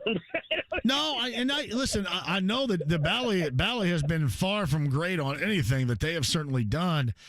It seems like that. I guarantee you this: people are going to look for it and wonder that do not know about that and do not know it's not going to be there coming up on Friday and Saturday. Yeah. I don't. That's a conversation with somebody else, not me. One last thing, and this is a sports question, Ashley. Why would you not start Neesmith over Matherin? And there's a lot of reasons to think about that. So that's my sports question. I'll let you get the next call. You got it, Todd. Thank you very much. Well, yesterday, you saying Neesmith? Oh, you said Neesmith over Matherin. Okay. Because of the defense. I mean, they have that belief in Matherin, but yeah, he's been off and on too. And I also think that Rick likes Neesmith coming off the bench.